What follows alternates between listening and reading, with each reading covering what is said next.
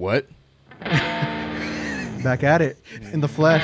Back in the studio. Where'd all these tattoos come from? Tatted up like a motherfucker, You're dude. blasted. That's what happens when you pass out with fucking high schoolers in the house.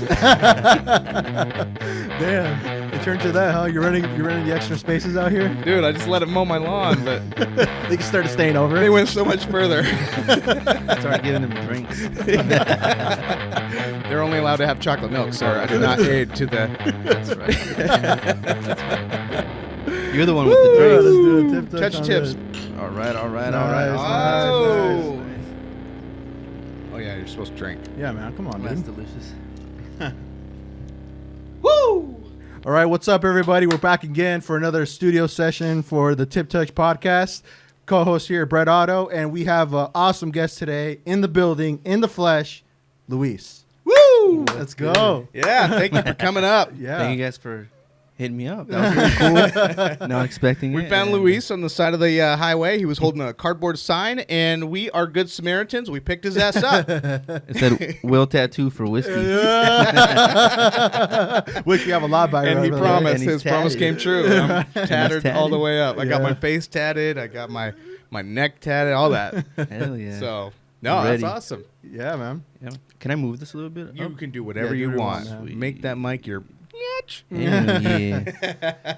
Yeah, so I wanted to invite him because I feel like he has a pretty cool story in the sense of me knowing him as long as I have. He's transitioned from different things that he was doing at a time in his life. Correct me if I'm wrong. I'm just gonna go back from what I know. You were welding. I love that you used yeah. the word transition. I'm not transitioning any other way. No, right? No, we're not talking about that. What about the woke audience when they No, hear that? I know, right? Now they're confused. Dude, they're gonna hang me now, dude. Damn Watch. it. They're gonna Well, flame me up. Whoa, Keywords. did you say hang? Yeah. Oh. Oh, You can't okay. say that You now. keep using some So many strange words. we're just gonna have to make a list of I know, things you right? can't say any longer. put it up on the It wall just here. gets longer and longer and longer. Did you say longer? Watch your words. I know, right? But he was doing welding for a little bit, and he was doing music for a little bit. Now he's tattooing. So it was interesting to me because he's a man of many hats, I would say. Or as one would Absolutely. say. So Hell yeah. I feel like it would be a cool thing to do to really, for everybody that's actually maybe got a tattoo done by my friend here, to get to know him a little more behind, the scenes on the guy behind the ink. Slinging. Yes, Man, there you go. the man behind the ink. Yeah, dude. So I like it. that's why I Sounds wanted to bring him in, mysterious. and obviously you were on board with it, so we agreed on it, and here we are. Yes, absolutely. Sweet. So do you have your own shop? I don't have my own shop. My friend Ruben Montoya owns it. Prodigy Tattoo. Prodigy Mm. Tattoo, North Prodigy Everett. Tattoo on Broadway. Broadway. Okay. Okay, Uh, cool. And I've known that guy for 5 years. I've been in there for 5 years. That's how long I've been tattooing. Okay. And yeah, we just split the shop. We split rent and have a good time. Just Nice, tattoo. Nice. Yeah. So how do you go from like deciding you're welding one day, and then you're just all of a sudden like what gets you into that? Yeah. Just give us also a brief history, just kind of how everything went from, at that point when you were welding up to here now to your tattooing, even the music thing. Like even if you want to go into that, I'm definitely kind of curious to see if you still want to do that, or if it's just kind of on hold, or you're like, not Yeah. really about it. But yeah, man. Well, it all whatever. started in 1991. Yeah, nice. West break down. Philadelphia, Right. born and raised. Hey, we're in Washington. So I'm from Mexico City. Okay. I was born in Mexico City. Okay. Yeah. And when I was 4, we came up here, and we landed in California Cali. for a couple of years. I was 8 years old when we came up to Washington State. Lived in Everett, Mm-hmm. 128th. That's where we landed here in Okay. Washington. What exact house on 128th? It probably looked a lot different compared to what it looks It's now, the bro. ghetto now. I'm just playing. You were just going into a lot of detail. I no. wanted to know exactly what the cobblestone driveway I'm looked just like. trying to and get everything. my train of thought going. And okay, well, what I can remember is always just being into drawing. Drawing, okay. At a young age, Yeah. for fun. Never took it seriously. I was drawing a lot in middle school, along with my cousin, just drawing. We were in art class. Never took it seriously. Was just doing it for fun. Mhm. Was just messing around, but always was drawing. In my room I was always like doing portraits of I was doing portraits of Metallica because I was really into Metallica. Yeah. all that stuff. And so just for fun, just in my room. And I always was doing that, chilling, and never took it seriously, never thought much of it. I graduated high school, got into welding right away, right out of high school, learned how to weld, learned how to do different techniques, blah, blah, blah, learned how to fabricate, shit like that.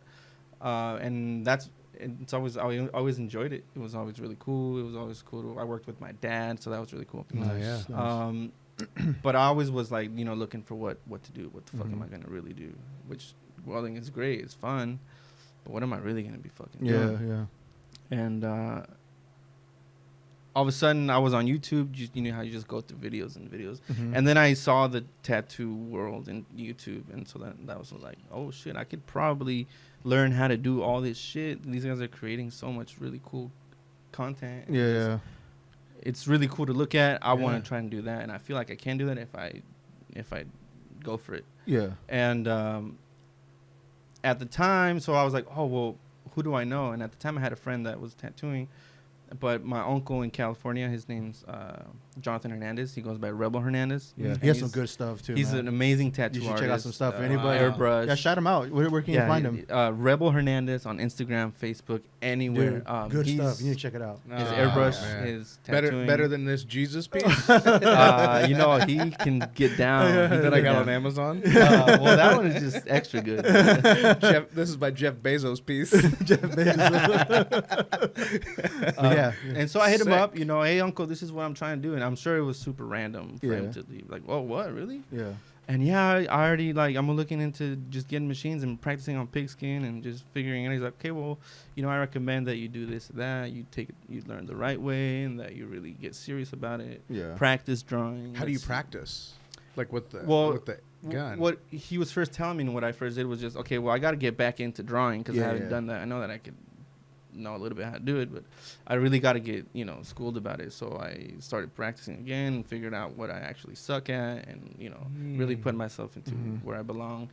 And so I'm like, okay, well, I got to learn how to, draw first and then how to use a machine, how to set it up, everything all behind it. So I was just getting a lot of tips from him. And thankfully, at the time, my wife was working as a dental assistant, and her co-worker's husband was a tattooer named David Alanis, and he has a tattoo shop on Mount Vernon. Mount Vernon. Mount Vernon. Shout out. Empire Tattoo. Empire Tattoo.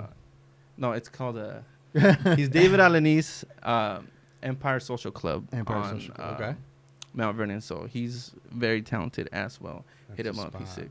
Okay. So he taught me a lot of when I was first starting. I was working with him for a while at his shop, but he was so far away, and then I was So in it was like a Everett. drive. Yeah. And so that's kind of how that went. Mm-hmm. Until you just kind of start figuring out what you need to do, what you need to learn. Mhm. Eventually, I was able to get into getting an actual machine and practicing on pigskin. I was practicing on pigskin. I would go to the Mexican shops and just ask for pigskin. Oh, really? Put So it you just throw go in the in there? freezer. Yeah, I didn't Unas know where to get carnitas. it, so I was just like, I'm gonna try. Yeah. So I went in there and Were the thinking- pigs still alive? No, I was just like slices of fucking square Yeah. chunks of nasty. Wow. Skin.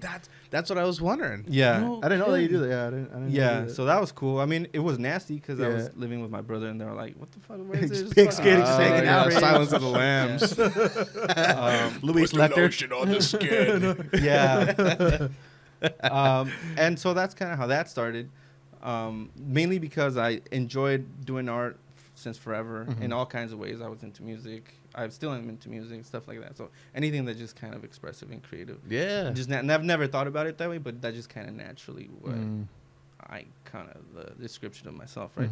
Yeah. And so it was a little bit easy to, not necessarily easy, but natural for me to pick up tattooing and being able to make something out of it, because that's just kind of how I can succeed. I feel like doing stuff like that. And with the welding, it's a lot technical as well, but you're creating stuff and you're building stuff, Yeah, and yeah, you yeah. get to use your mind to. It's like an art too, in a way. I would see. I feel like it is. I think it is because the It's way like a they do. technical art, Yeah, right? they do certain types of just like welds. Like there's different styles, I guess you Yeah. could say, right? I don't know too much about it. I mean, you know a lot more than me, but there's different techniques that you use to just make it look certain ways, which just looks like damn. There's some one time. of my coworkers, her son went into welding up somewhere up in Arlington, and he gave me like a 12th man little Oh, badass. really detailed is sick, man. So That's I kept badass. that. But yeah, dude, it is amazing. It's like a technical art. You can get Mm-hmm. creative with welding, and then you can also be responsible for holding all the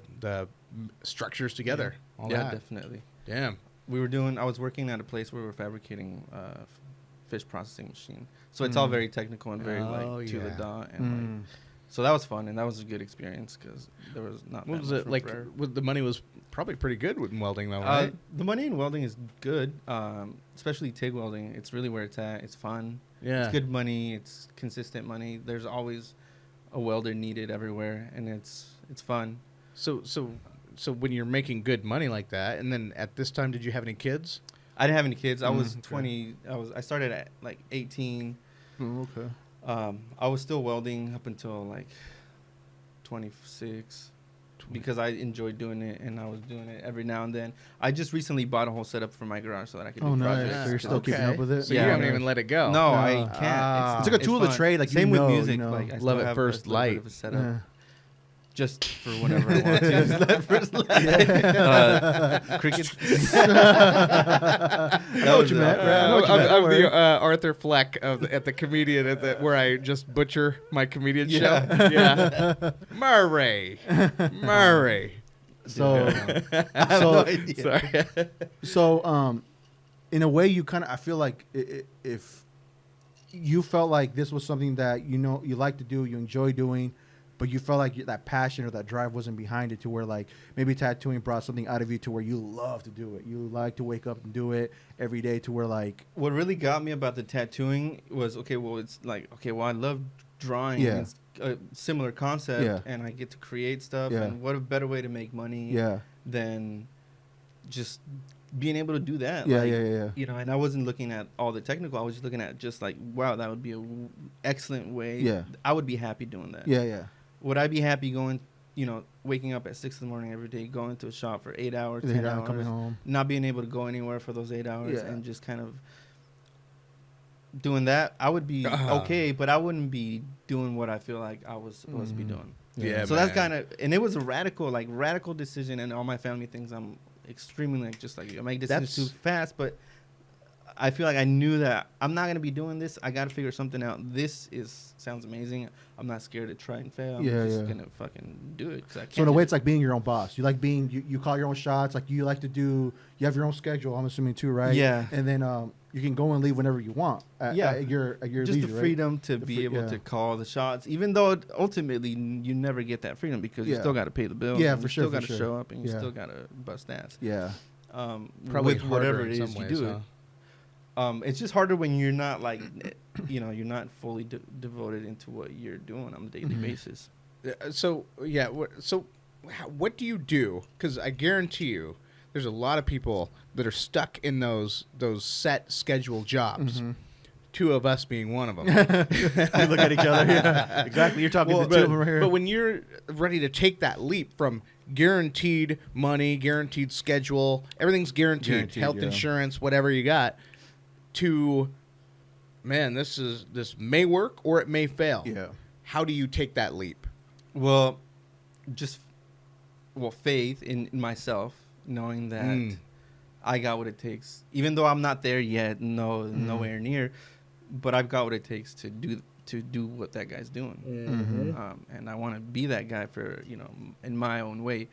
And so, I'm going to do that. It's going to take knowing. So you got to know that you're going to have to bust ass twice as hard because you still got to do your full-time gig and get something started. So you know that, I got some work to do, right? I got some work to do. And as long as I'm just doing that work, I know that I'm going to get there because I can get there. If something fails, we'll figure it out then. I'm not too worried about it. You kind of because go something's with the flow type Something's deal. going to fail no Yeah. matter what. And it's going to fail along the process, and you're going to figure it out then. So I wasn't so smart into like getting really financially ready. I was just always like, fuck, let's, what do we got? Let's do it. And thankfully, luckily, things have worked out, even though there's been the struggle and, and whatever more is ahead because I'm, You're still on 5 the years journey. old, Yeah, 5 years yeah, old yeah. tattooing, right? But it's just knowing that you got to bust ass and you can do it. If you got to be realistic also. For sure. There's shit that I won't be able to ever touch just because I know that I'm not going to put the time into getting to a certain crazy level that you know that is just you got to be a crazy motherfucker into the grind. You just got to know that there's work to do for what you're gonna get. Not being scared of fucking up, and if you can prepare economically and have a little cushion, do that. You know, just make better decisions on the daily basis. My planning and calendar and shit, like it's shit because I'm not good at all the technical shit. I'm just like, I like to just do things, but I know that that's like the backbone of what I do. So I have to try to be good at like managing my time. So that's kind of what's helped me being able to try to manage my time, even though I could be way better, but I know that I can get somewhere if I manage my hours. And I was never into the video games, luckily. And I was always into, okay, I gotta learn. I want to play the guitar. I want to play the drums. I want to sing. And so I was always practicing doing shit. Different things. Always wanting to draw. Always practicing shit. And then even though it wasn't making anything for me, I was enjoying it. But now I'm able to figure something out. And then I'm at the point right now where it's like, okay, well, I gotta take whatever little bit I started and really make it something. Especially now because I gotta provide for like my kids and get their schooling figured out for when that comes up, and so I have that much more to figure out. But that's the next step, and just really getting fucking to the next level. That's really good though. That's really good. Like jumping in there. I like what you said though, is just having that faith in yourself. Like, could fail, but it's almost like you don't even let that part worry you. You just go in. You just move forward. If you fail, you'll deal with it down the road. But at this point in time, you're following your dream. Right. And I like that. I think a lot of people need to hear that. Somehow, what I'm confused at, because we hear that stuff, but there's got to be something that allows that feeling to sink in. Like what has to happen in your life? And we may not even be able to hash that out on this podcast. I think that everybody has their own individual spot where they're just like, you know what, this sucks. I'm done. And then they do that. Luckily for you, you found it at an early age. Yeah. Some people, they find it a little bit later.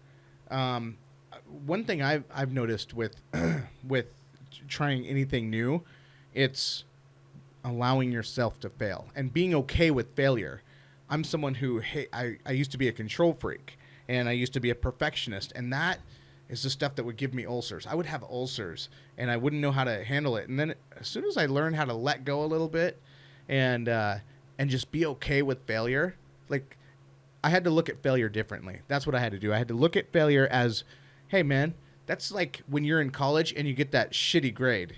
You know, that's okay because you haven't dropped out.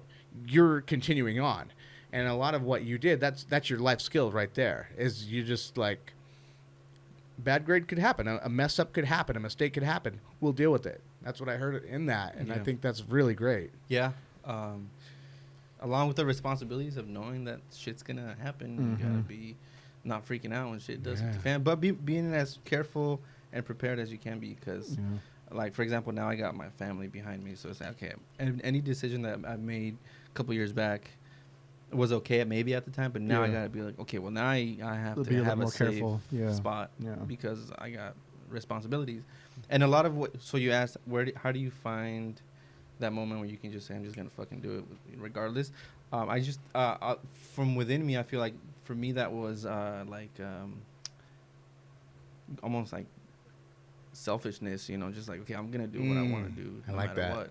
Yeah. You know, even though it's like, okay, well, even though I know I gotta fucking keep a long steady job or whatever the fuck, but that's, you know, I'm just gonna try this shit out. I don't give a shit, you know. And you know, here's because I want to do that. You use the term selfishness, and I think a lot of people in our country see selfishness as a bad thing. I think that selfishness in many ways can actually be a good thing. I think we misconstrue selfishness with self-centeredness. Selfishness is saying, hey, I've got to look after this first, because if I don't look after this first, I can't take care of my family. I can't take care of the kids. I can't take care of the wife. Yeah. And so that's where I think that people should be more selfish not self-centered. Yeah. Self-centered is where you get the people on social media that they'll do all the little angles. They'll figure out the perfect sure. angle. Yeah. You know, and it's the How to same pose picture right. 20 Yeah. times. Yeah, for sure. I just want some likes. Yeah, for All sure. for the likes, But huh? there's a fine line, and it's so easy to be like go from selfishness to like self-centered. It's easy. Oh, I Yeah. bet It's you. fucking easy because especially with tattooing, you got to manage a lot of the social media because it helps. It's Oh, like yeah. it's like the new age, or Yeah. for me in my mind. Yeah. No, that's true. There's It a is lot true, of it is like, true. for example, like the traditional side of things, like, you know, we're living in 2019, so it's like, you know, that's kind of out the window now because Yeah, you can yeah. do shit like post a video on YouTube if you want to motherfucking do it. Yeah, You know what I'm saying? Yeah. Without having to Yeah, ask you have the your platform overlords. now. You have platforms you can do that. And yeah. so, okay, but what I was getting to, I forgot what I was getting to. Well, you were talking about the selfish. You were Oh yeah, talking- managing social media. Yes, right? yes. So it's a lot of like the reason why we use a lot of social media is because it's like a portfolio for people around town to check you out Check that you aren't out. coming into Mhm. the shop. And then you get caught up in the likes, and then you get caught up in the like. If I get more likes, it's more traffic, and it's more probability of getting a clientele. So then that becomes like an obsession. It's like a as well. habit. Like Yeah. you used to, yeah. And then it's like, well, it's not so much that I'm like obsessed with myself. I'm not taking pictures of myself. I'm taking Yeah, it's pictures your of this work. Stuff. But Yeah. I need those likes. Yeah, I want yeah, that money. yeah, I yeah. want But that that's money. tough, you know. Yeah. Managing that is also For sure, for tough, sure. right? Yeah. What is it like with other like kind of what I gathered is that the tattoo community is real close knit. Is there any type of rivalry or anything like that that goes on, or I think there always is, but you know, I think everybody needs to take it in their own way. I think that rivalry or competition is definitely a good thing Yeah. because Yeah. Sure. it makes you be like, oh shit, look what they just posted. Damn. Mm. Keeps you on Where your do A I game, I feel stand? like, you know Yeah, what I'm and there's a saying? lot of, I think there's a lot of around like Everett, Tacoma. There's a lot of really cool tattooers in Tacoma, in Everett alone. But we're all kind of in the same age group where we're all kind of fucking getting there. You know, we're all like figuring our way there, and we're all similar Yeah. age group, and then there's some really good stuff out there. So it keeps you be like, oh shit, I really got to step my game Yeah, up, or else I'm Yeah. just gonna be forgotten. Yeah, yeah. Not no, that you want to definitely. be anybody, but you just want to do your best. Yeah. Because at the moment, you want to put a good piece on somebody's Yeah. body. Yeah, yeah. So that they can actually be proud of, and not just be like, oh yeah, Right, I got this for tat. sure. Yeah, you know, which is tough. Do you have? Are there any like types of styles, or do you have any preference on the types of pieces you like to? Yeah, with? I'm really into the portraits. I really love just portraits. Lately, I don't get to do too many portraits. A lot of people are getting a lot of like nature stuff, which is really cool. Yeah. A lot of animals, portraits of animals. That's really cool. Mm. But if I was up We'll to talk me, about animals in a little bit. Yeah. if it was up to me, I would just do portraits all Portraits. day long, or painting portraits. That's also like super Cool. cool to Yeah. me. Nice. Dude, I was so in studying for this podcast. I don't know if you've seen them, but they do face swaps, and Yeah. you know they do Yeah. like horrible tattoos, and they face swap these just bad portraits Oh, of yeah, the yeah, real yeah. baby. And Yeah, I've seen those. Those are great. Dude. I've done a few of those. I've seen that. You heard it. Only. On Nah, I the only do motherfucking good Tip work. Touch. Oh, that'd be all stick figure in it though. You know? Yeah, those are tough. Those Oh. are like single line tattoos or Yeah. Ah. make you sweat. Mine would look like Morse code. Any little, Like, why are you so shaky, bro? It's like you go straight, you just go way off to the right. Yeah, that's good stuff. That's not even who Especially I wanted when you're, tattooed. like, nervous, you know what I'm That saying? was You're my like, grandma. shit, I gotta make a straight line and I'm nervous. Yeah. It's like the Oh. simplest things Shit. kind of get you shaky. Like, Yeah. you know what I'm saying? Definitely. Yeah. If I attack a portrait, I'm like, I know it's gonna be tough, and Yeah. I know I really gotta pay attention, but I'm not nervous. I'm just like, all right, I gotta figure this out. But if I'm like doing like a little like cross or a little like QT like arrow, I'm like, I'm Game nervous. on. I'm nervous because you got one chance to make a straight line. Wow. And it's somebody's flesh. That's the thing. Yeah. Like, you got to think about it. It's somebody's arm or chest or whatever, you know? Yeah, don't hit a nerve. Right? I had a friend, my best friend growing up. I love him to death.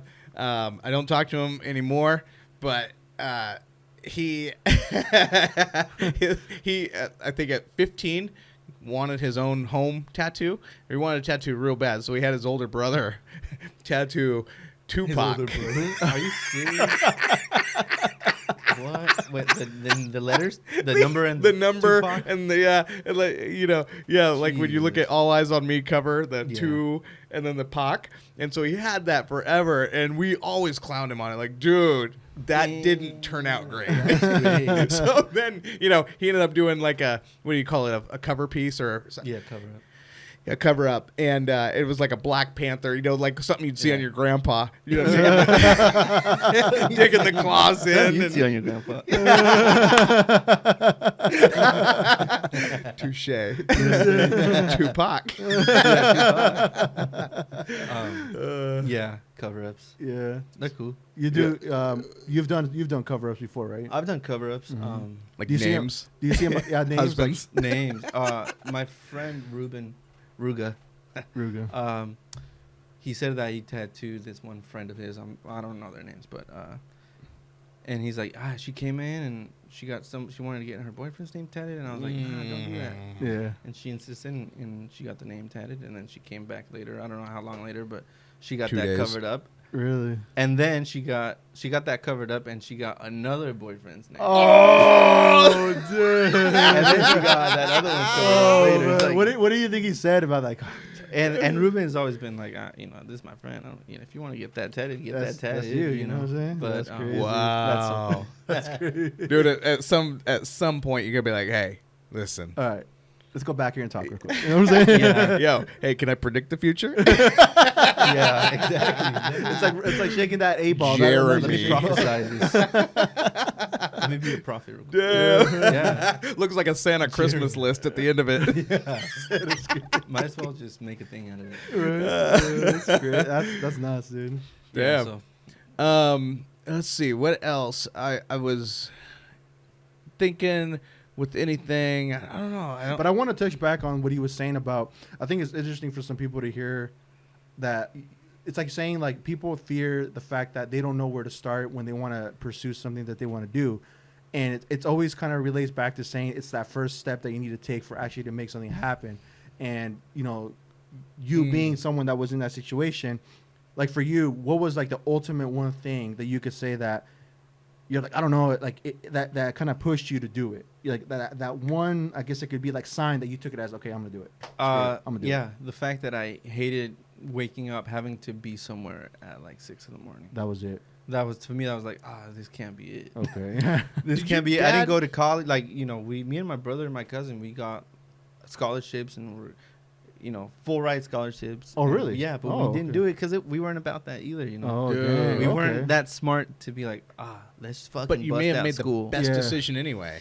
Yeah, I mean, we knew it's because we knew that, you know, we didn't know what we were going to do, but we knew what we were kind of like not meant for, you know. Yeah. So Yeah. maybe that's what it was. Oh, interesting. But yeah, because none of us fucking went to school. Oh, okay. And when we went to school, when we were in high school, we got good grades just because it was easy, not because we didn't try. We didn't give a shit. Yeah. Unfortunately, I Wow. wish that would have been different. I wish that I would have. God, I hate you so bad right now. now. It was easy. You know, Well, me, I was just we like got- always I mean, high. I I'm got- like, this is so hard. Brett, it's art. Yeah, Right. hard. I know. It's spelling. It's spelling, Brett.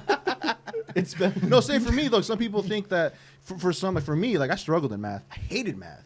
But some people, it's like, it's whatever. I mean, it's difficult, Well, but they get like A pluses. Yeah. But for my brother, like he was naturally good at that Yeah. stuff. But me, I wasn't good at it. But I had friends, and I was. See, that's why it was easy for me. Not because I was smart, but like, You knew how to network. I had yeah, exactly. I had friends, and my teachers were cool and easy. Okay. Which was nice, you know. But it's I don't know. Okay. Damn. Yeah. Damn. And so You worked it, dude. You know, street But smart. You know, I that's would've what it counts down paid to. attention in art class Yeah. and really capitalize on that. I would be in a different spot right now. Now, But, all you know, art that's teachers whatever. smoke pot. I mean, even, you know, that goes to the back of the beginning of time. I think art teachers. So that's how I passed an A, is I always slipped my art teacher just a nug. What, for real? No. No, you're lying. I was gonna say you really. No, in middle school, I feel so stupid. In middle school, we had an art teacher, and she was really nice. She got pregnant, and then had to leave, so we had a substitute teacher, an older lady. And for some reason, she was kind of a little bit mean, but not really. But we just Yeah. were dicks. so ridiculous. Mm-hmm. And we were not nice to her, and she was not nice to us, but we weren't nice to her. And then one time, me and my friends, like, she went out and she had like her coffee on the table, and like one of my friends spit on the coffee, and we thought it was funny. And now that I look back, like, that's the most shittiest thing you could ever do. Yeah. That's Yeah. fucking whack. Yeah. So Yeah, that's. I mean, feel that's terrible. Kids are kids, Yeah. right? I mean, you make those mistakes, and I know I worked at Burger King, and I hated it. Like, I had no, like, you know, when you're kids, everybody hates cops, right? When you're in high school, everybody hates cops because they're always busting your parties or whatever. But I would never, ever, ever, ever, ever mess with a cop's food. But just because I wouldn't didn't mean the people in the back didn't. Yeah. And I always took the orders, you know. And oh man, it always just pissed me off when somebody would spit in the burgers, and Are you serious? and you just knew, yeah. Yeah. And they, you know, the cop would get their food, and you'd hear everybody laughing, and Oh, that was one thing I hated, the fact that, like, you know, you're mad that you got busted for drinking, you know, Yeah. but man, these guys are like, they don't wear bulletproof vests because they want Exactly. to, Yeah, right? yeah. They're there to. That's Protect the whack. surf, you know what I'm saying? Yeah. That's Yeah. Well, we do stupid shit. Yeah, and we that's don't the do them thing. anymore. You gotta. Sorry about that fly. It's all good. It's, It's all good. I'm not it's tripping. my pet, so please don't kill it. It's giving you confidence. You just killed your pet. I'd dude. appreciate it if you wouldn't kill my flies. I think we're done, guys. You just leave. But your work ethics. Did your parents have any influence on that? Like you said, you came from Mexico, right? Oh yeah. Well, yeah. My parents were always just understanding and wanted us to do whatever was gonna make us happy.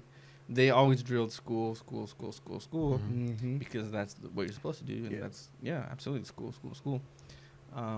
But when I said, "Hey, Mom, I got my machine, I'm gonna start tattooing," she's like, "Oh, okay."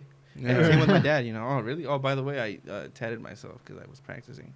Oh, You tatted yourself, really? Yeah. Let's see it. it's on my legs. Yeah. I mean, it's you Wow. know, and they're like, "Oh, okay, cool." So they were always just supportive. Wow. You know, did what they could do. They, you know, parents coming from Mexico and just doing their thing, trying to figure out the language, trying to figure all that out. So So they were cool with it. Like they were like they weren't like questioning about it. Like, oh, maybe you should think about it or anything like that. they were But just like, "Are you okay. sure? As long as you're sure, is that really what you're gonna Yeah, do? yeah. That's really what you're about. Like, you're gonna do that? All right, do it. Cool. You know." And they're Nice. like, and they Supportive. know if something hits the fan, that's on you, and you gotta be able to Yeah. figure Yeah. shit out. Yeah. So I that's guess- kind of how it was. Yeah. And the, so, the yeah. people that I know that come from out of country, you just see a lot more often than not.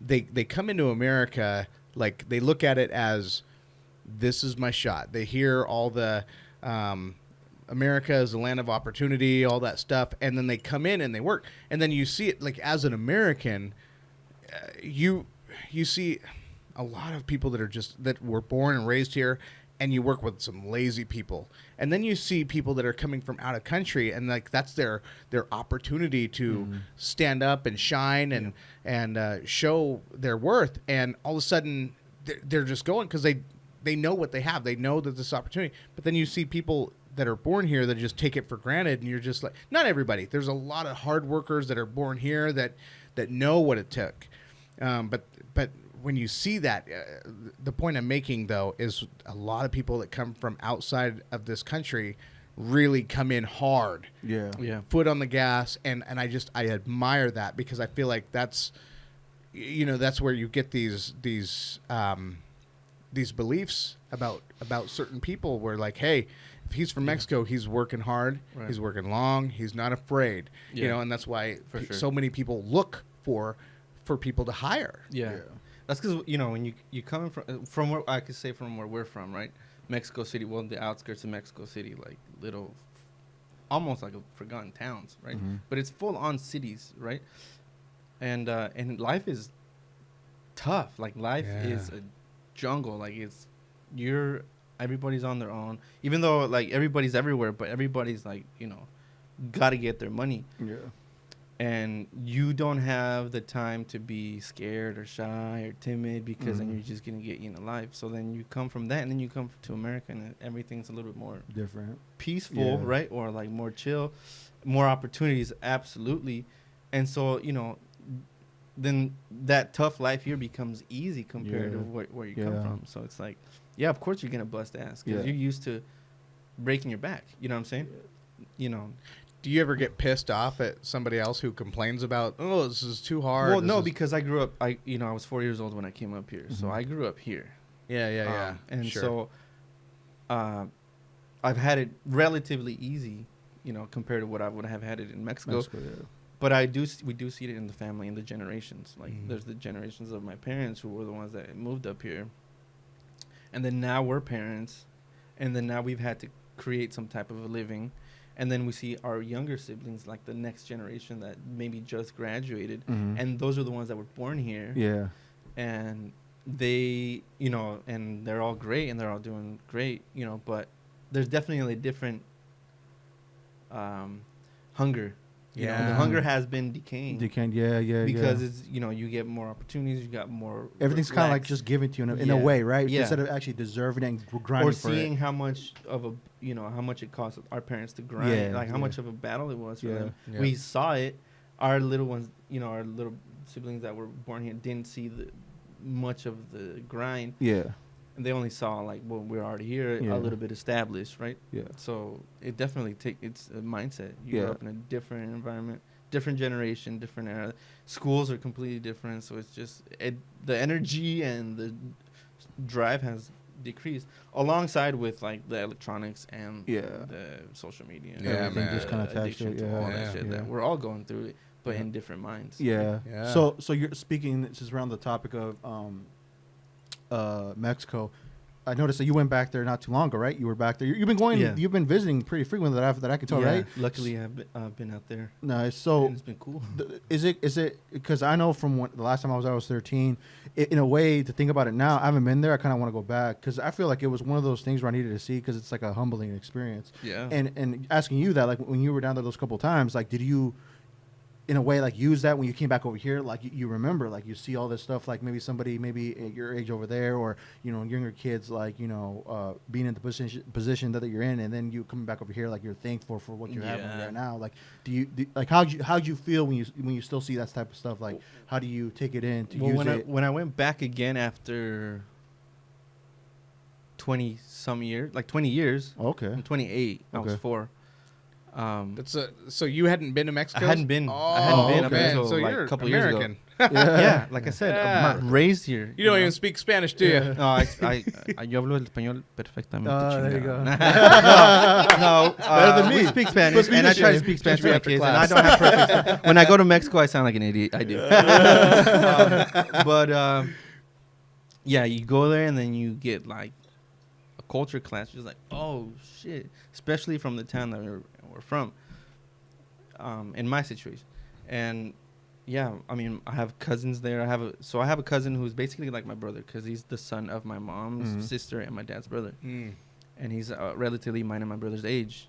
They're 30, and he's a strong, not physically, not that he's not, but just internally, he's just such a strong motherfucker because he was brought up in the battleground, not necessarily, right? But he was brought up in the tough situation in relative terms, yeah, right? And he's made a great life of himself. He hasn't gone into the dumb shit. He's really done it for himself, not having, his dad or resources really. And then you see his character, and then you learn from oh damn, that's impressive, right? Impressive, and it makes me feel a little bit. Maybe we're a little bit weaker, but no, we're just in a different situation. Different situations, we're different reality ultimately. It's like a different planet. Honestly, it's like a different reality. Going over there, being over there, staying over there, it's a different world. The alternate reality. It's insane. Yeah, the way I see it. And then coming up here to our heater and our carpet. You know what I'm saying? Over there, it's automatic transmissions. Yeah. You're not breathing all the freaking smog. The first 2 times I went, I got sick stepping outside the airport. Wow. Like this. I have a weak stomach, I guess. Yeah. But yeah, the whole trip, I was enjoying myself to the bone, but I was sick the whole time. Damn. The third trip, I was feeling queasy, but I was good. You're good. I was good. So insane. It's crazy. you know. But Yeah. it's beautiful. Mexico's beautiful. There's a lot of beautiful places. There's a lot of beautiful towns that are super like just cultural. It's like you're stepping into like a picture book Yeah. or like a soap opera. It's insane. Yeah. There's a lot of beautiful spots, but you got to know where you're at. Yeah, for you know? sure. So yeah. So all that times. stuff, you do have to be careful, is what you're saying then. Yeah, you gotta know where you're at. Okay. You gotta know where you're at, and you gotta probably be with somebody Somebody that knows the area and all that. knows. Cool. Yeah. Yeah, but you know, I don't have much experience on my own over there. Like I go with my cousins. I've been 3 times. It's really cool to see where we're from and my cousin's house and just see everything again. Wow. Yeah. Yeah, it's pretty cool. That's cool, man. I know I've been wanting to venture outside, travel more outside of the United States, and I don't know. I like that. I think there's just a lot of different cultures out there. You know, my only experience so far is the Philippines, and it was a lot of fun. But like I remember, you know, the water. You can't drink the water in the Philippines if it's not bottled. You can't drink it out of the tap. And one time I took she was my fiance. She's now my wife, but she was my fiance at the time. And we went on a date and we got a fountain drink. And I didn't even think about the water coming from the tap. My man, I had diarrhea for 3 days for one soda, fountain soda. Yeah, that shit's tough. Yeah. On the flight back, that second time, I was like, damn, this shit's fucked. I came home and I was still sick for like another day. Yeah. That's But, crazy. you know, it's just, you're not used to it. And it's not like it's bad. Like, they live over there. They're completely fine. Yeah, They're strong. Their immune system is solid. They're way different. They're Yeah, breathing pretty- that shit every day. They're eating that stuff every day. It's fine. Tell us about your music, man. Music. Yeah. So actually, But that might, right, just a little Okay. bit. Sorry, Right there, I I sound guess. like Joe Rogan when I say that because he says it to his guests all the time. Come But on, now you trying to copy But now that. I get it. Now I get These it. are Jamie, look that up real quick. We were supposed to sorry, have a of camera course. guy too. We were supposed to have Of a camera guy course. too, but you know. That's Yeah. so funny. No, Now that's we all gotta- right. I just we gotta wanna light keep up your- a blunt if we really were trying to be like Joe Yeah, Rogan. hey, I got a big old fat cigar downstairs if you want it. Still a lot of marijuana smoke. Sorry, guys. Yeah, and I do have some Coke downstairs. The Coke that gives you diabetes, not No. heart attacks. Okay. DEA. All right, they're both bad. Yeah, the music, man. I'm pretty Yeah, I interested wanna to see where you know. left off with that too, because you were doing it for a Music, while. Yeah, I think that music always my number one love, right? Yeah, yeah. Didn't get to do much. What with kind? What kind It. of music? All kinds of music. I feel like I'm a metalhead. Yeah, yeah. But I like all kinds of shit. I like up to like James Arthur, super singing, acoustic-y, like you know, bluesy, vocals, poppy shit. And I love My the man's blues, cultured. Stevie Ray Vaughan, shit like that. You know, Yeah. really everything, no matter what genre, but as long as it's in your face and just like with like some aggression in there. Yeah, That's yeah. kind of the stuff that I like. And I started a couple fun music songs, and I've done a couple cool stuff, but I was never able to really fully dedicate to it and make it a thing. Yeah. I guess, you know, when I was trying to do it, my wife got pregnant, and my kids became more important than like Yeah, yeah. trying to go and do shows, and then trying to go and book shows outside the state. Like that's what it. Like the music career is tough. So. Yeah. Yeah. So was it coming down to Not that realistic point? with my life. Was it coming down to that point? No, where it you're like, wasn't. Oh, okay. But I knew that I was serious about it, and I wanted to do it. Wanted So to I was do like, that. I'm Oh, gonna okay, if I'm okay. gonna do that, that's what's gonna come up, and that's what's gonna come up, and that's Yeah, what's for sure. gonna come up. Because you gotta do it for yourself. If you know you gotta build that shit and create it. Blah, Yeah. blah, blah. It's a career. Yeah, it's a career. You gotta do that. And Yeah. not realistic for. I got kids. I got my wife. Yeah. I'm not gonna be sacrificing their kids. Not that that's not a bad thing. Yeah. That's a bad thing. I would love to do that, but that's not what I'm gonna do. Yep. Yeah, Brett has a little music background too. Oh, you do know? that? Yeah, back in the day. I mean, you know, like with my background, it's funny how it started though, because I grew up dirt poor. Our family was poor. I was in foster home, never met my dad, and so maybe I'm thinking if I could have went back, maybe I would have related more to like your not emo bands, because we didn't have emo, but your alternative rock, you know, like you know. But I never. How? But I met my best friend, and he's like, dude, you got to hear this guy. And well, I'd already heard Tupac on the radio. I heard California Love for the first time, but my man, he was really into Tupac. Like I didn't even hear All Eyes on Me the first time. I heard Me Against the World.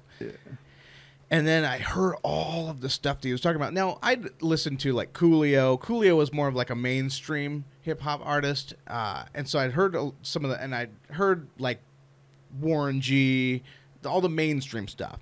But when he gave me Tupac, even though Tupac's mainstream, Tupac was way different than everybody else because he was literally talking about the things I was going through. And I'm like, how is this guy from New York, California, all these places going through the same struggles that I'm going through? So he was in a very much same situation. So then I'm looking at my friend and I'm like, I could probably do that. That sounds familiar, but a lot of times, yeah. you know what I'm saying?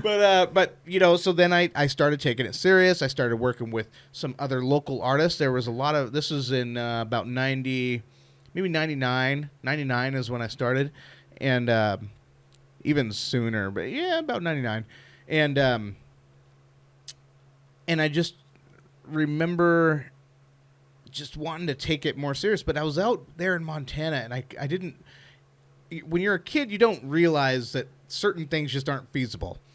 So I knew that, okay, if I'm going to make this happen as I got older, you got to move to the city. But one day I find out that one of my friends, her brother, is putting on a show, and it's Sir Mix-a-Lot coming into town, and her brother was opening for him. So then he's like, hey man, my rapper fell out, I need another one. So he plugged me in there, and I wrote my own lyrics. I was able to write the lyrics, and I opened it, and it was awesome. I mean, I loved it because then you're up on stage. I met another white rapper out of Spokane, and so he was touring wherever Mix-a-Lot was going. He was touring with them, and it was just, I was like, this is what I want.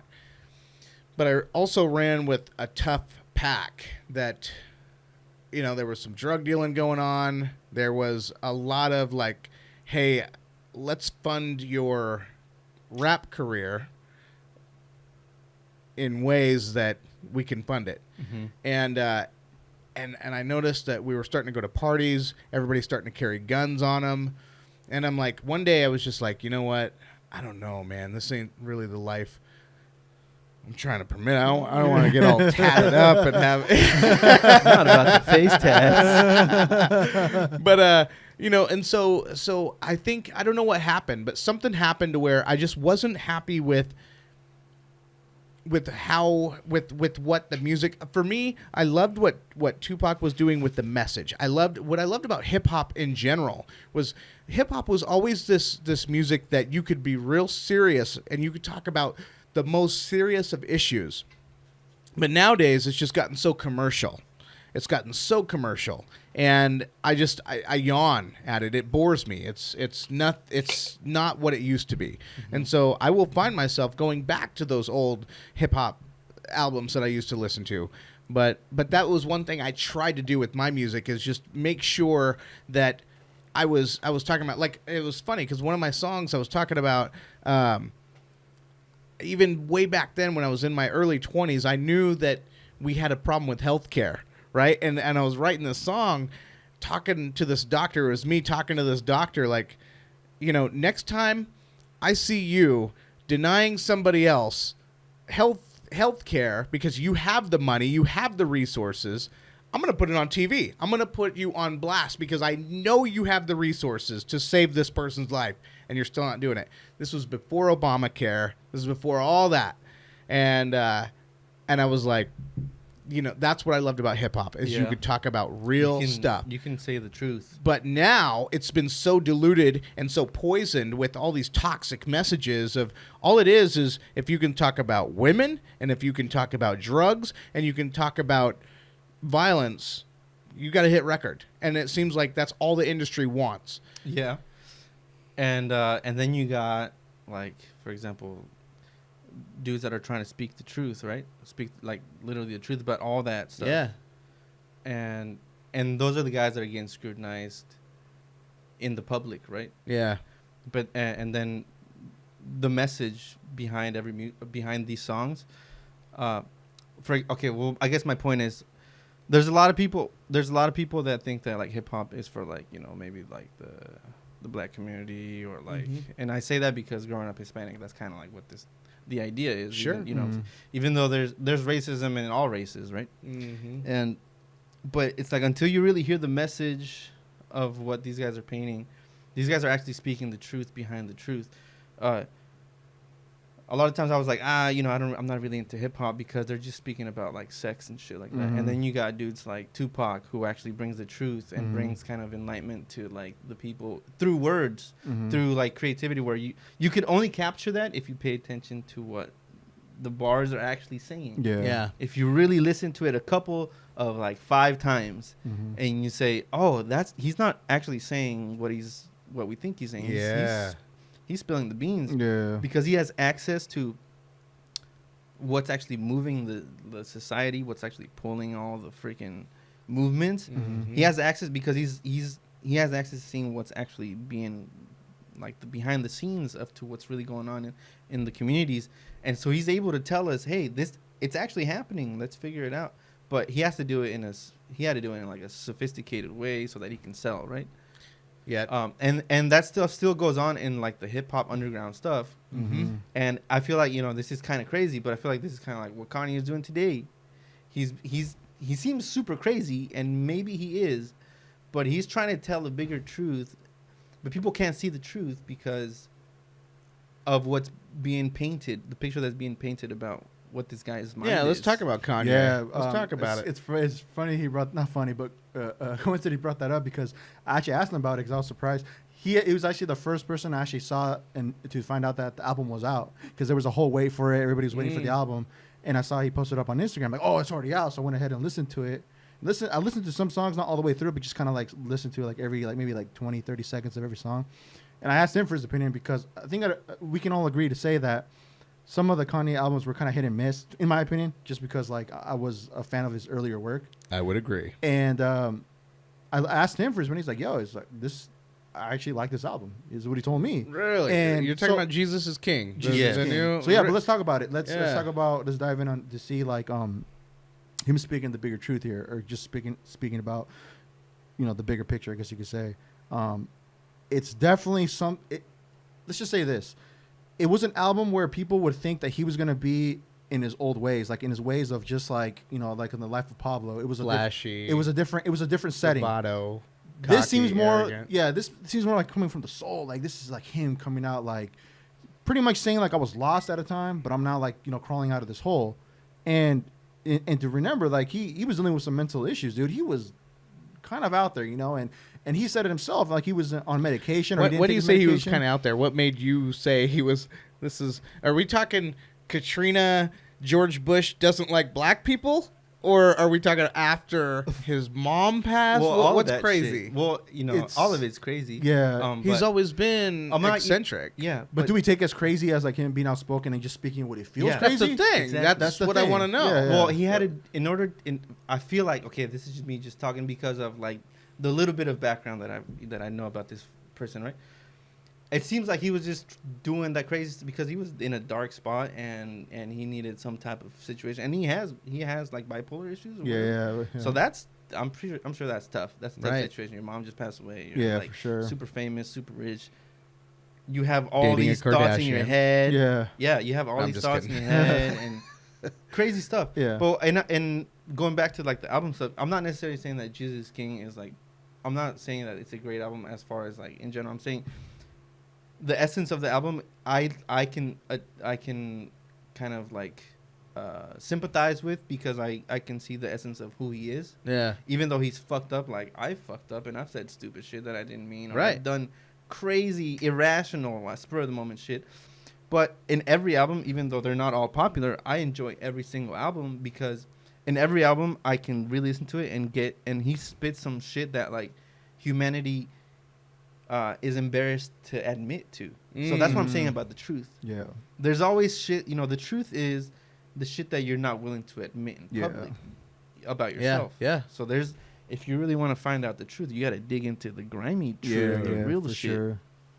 And he can go in there in every album, whether it sounds like this song is played in the club, Yeah. but he's actually saying some shit. Yeah, for sure. Whether it's in one sentence or two sentences, Yeah. where he's actually letting you know what he's actually talking about, kind of like Andre 3000, right? Yeah. He does the same thing. He starts talking about this gangster stuff, and he's like, actually, I got your attention. Let me spit some truth into your brain. And that's exactly what Tupac was doing. And there's a lot of interviews that you don't see like on MTV or on Instagram, but you go to the UK YouTube videos and the interviews where Kanye gets to express himself as a human being and as a person with flaws, not as an artist, because he you know, he's not that. He's that, if you want to label him, but he gets to express his ideas as to the essence of what he says. Yeah. And then you get to understand Jesus is King, or you get to understand that if he wants to become a Christian, that's cool. Yeah. Let's hear what you got. Let's hear what you got musically for that, because I'm tired of listening to, because I believe in the Bible and stuff, but I'm tired of listening to this like traditional churchy, let's keep it politically correct, right? Yeah. Because that's not the, you know, the whole Christianity, they don't even got it right. Right. So, right. to Thank me, you, my brother, for saying it. In my mind, That's the truth. in my crazy motherfucking mind, Yeah. maybe Kanye is gonna be like, okay, well, I'm in the middle of two worlds where I've been this successful, rich guy that can have ultimate power, and now I'm in this like humble situation where I'm like, everybody hates on Christians in this period of time. I'm gonna call myself a Christian for this moment because I'm new to this. I'm gonna call myself a Christian. I'm gonna get ridiculed, but I'm gonna figure this thing out, and then I'm gonna expose the ugliness. Like I used to expose the ugliness in the world, I'm gonna expose the ugliness in Christianity to make it right, you know, and to be able to say, oh, you can believe in a higher being without having to be like a Bible thumper or like the classic wrong essence of a religion. He's making today's Christians look like Pharisees. And if you the Bible, the Pharisees, for people who don't know, I don't know. The Pharisees, Pharisees were the legalistic people, the priests, the people of the church in Jesus' time. So when Jesus came out, he was like, listen, this is the message that I've been trying to tell you.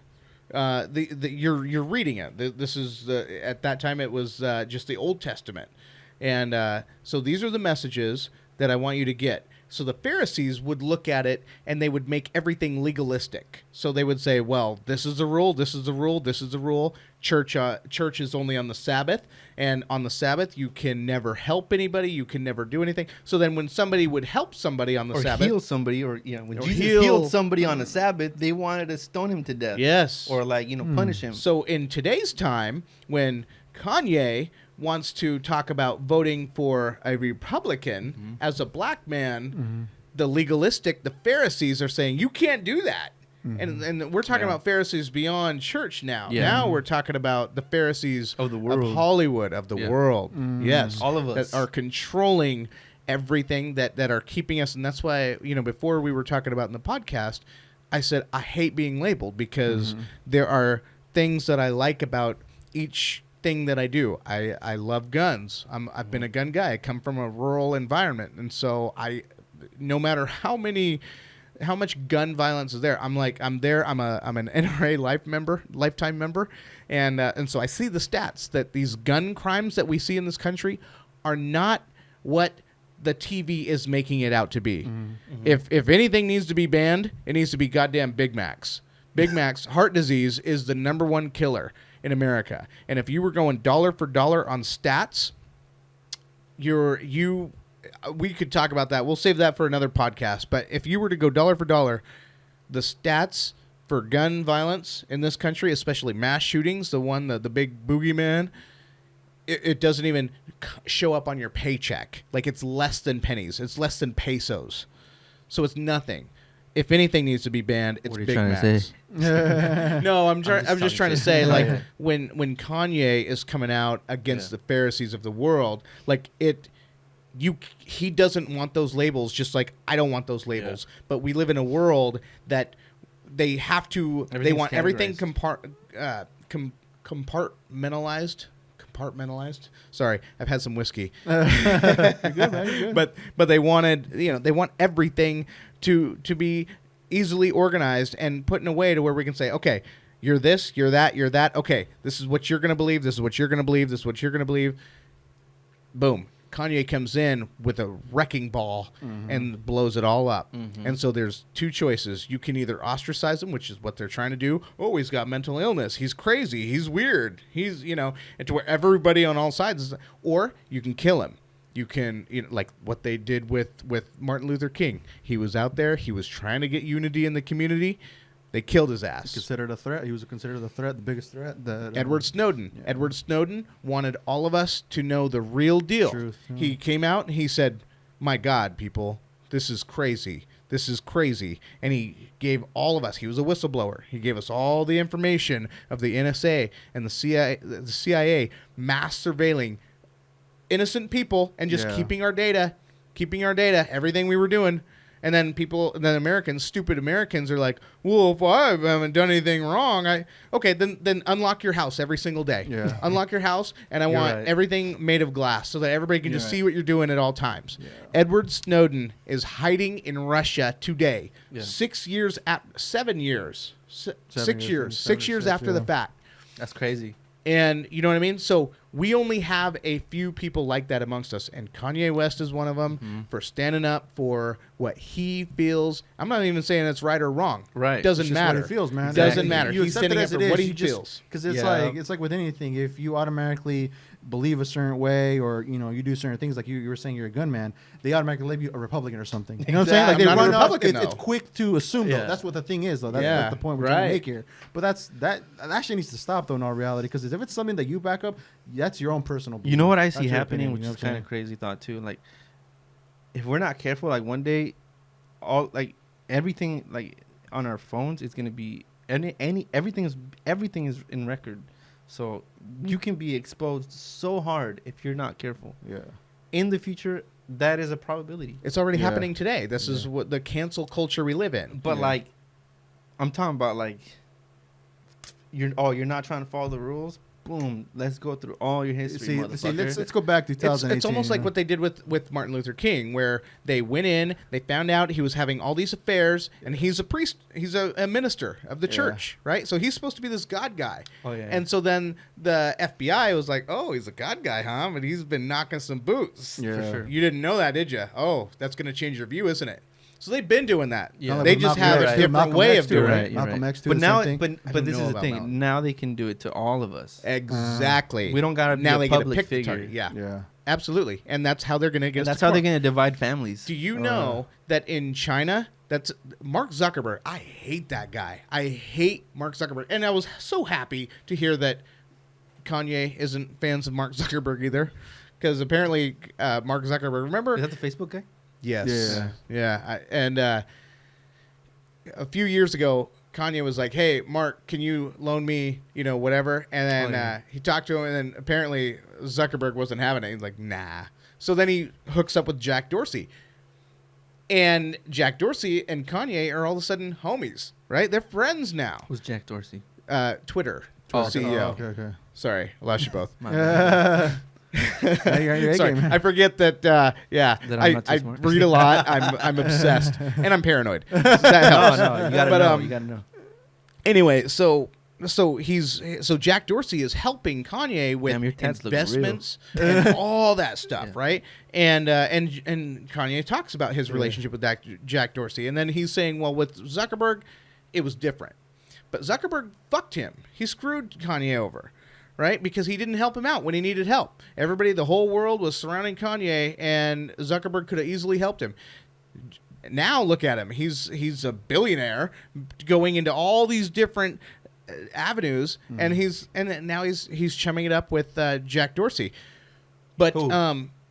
Kanye. Yeah. And Jack Dorsey is actually going against Zuckerberg. So what I want to talk about with Zuckerberg is so I was just happy that Kanye was teaming up with the right guy.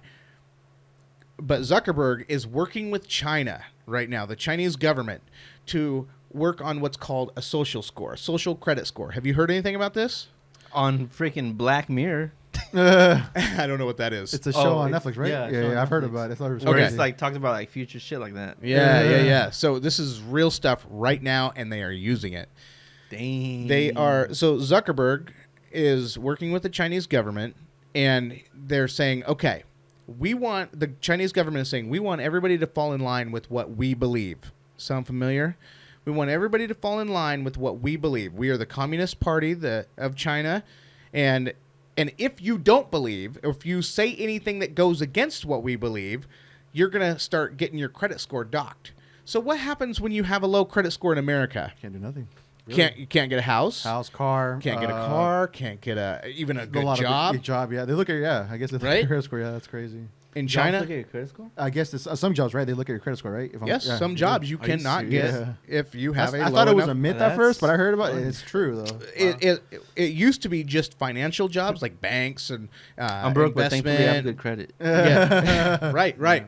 But now they are using it as a reflection of who you are as a person. Damn. So now you get so that's just a financial credit score. We're talking a social credit score.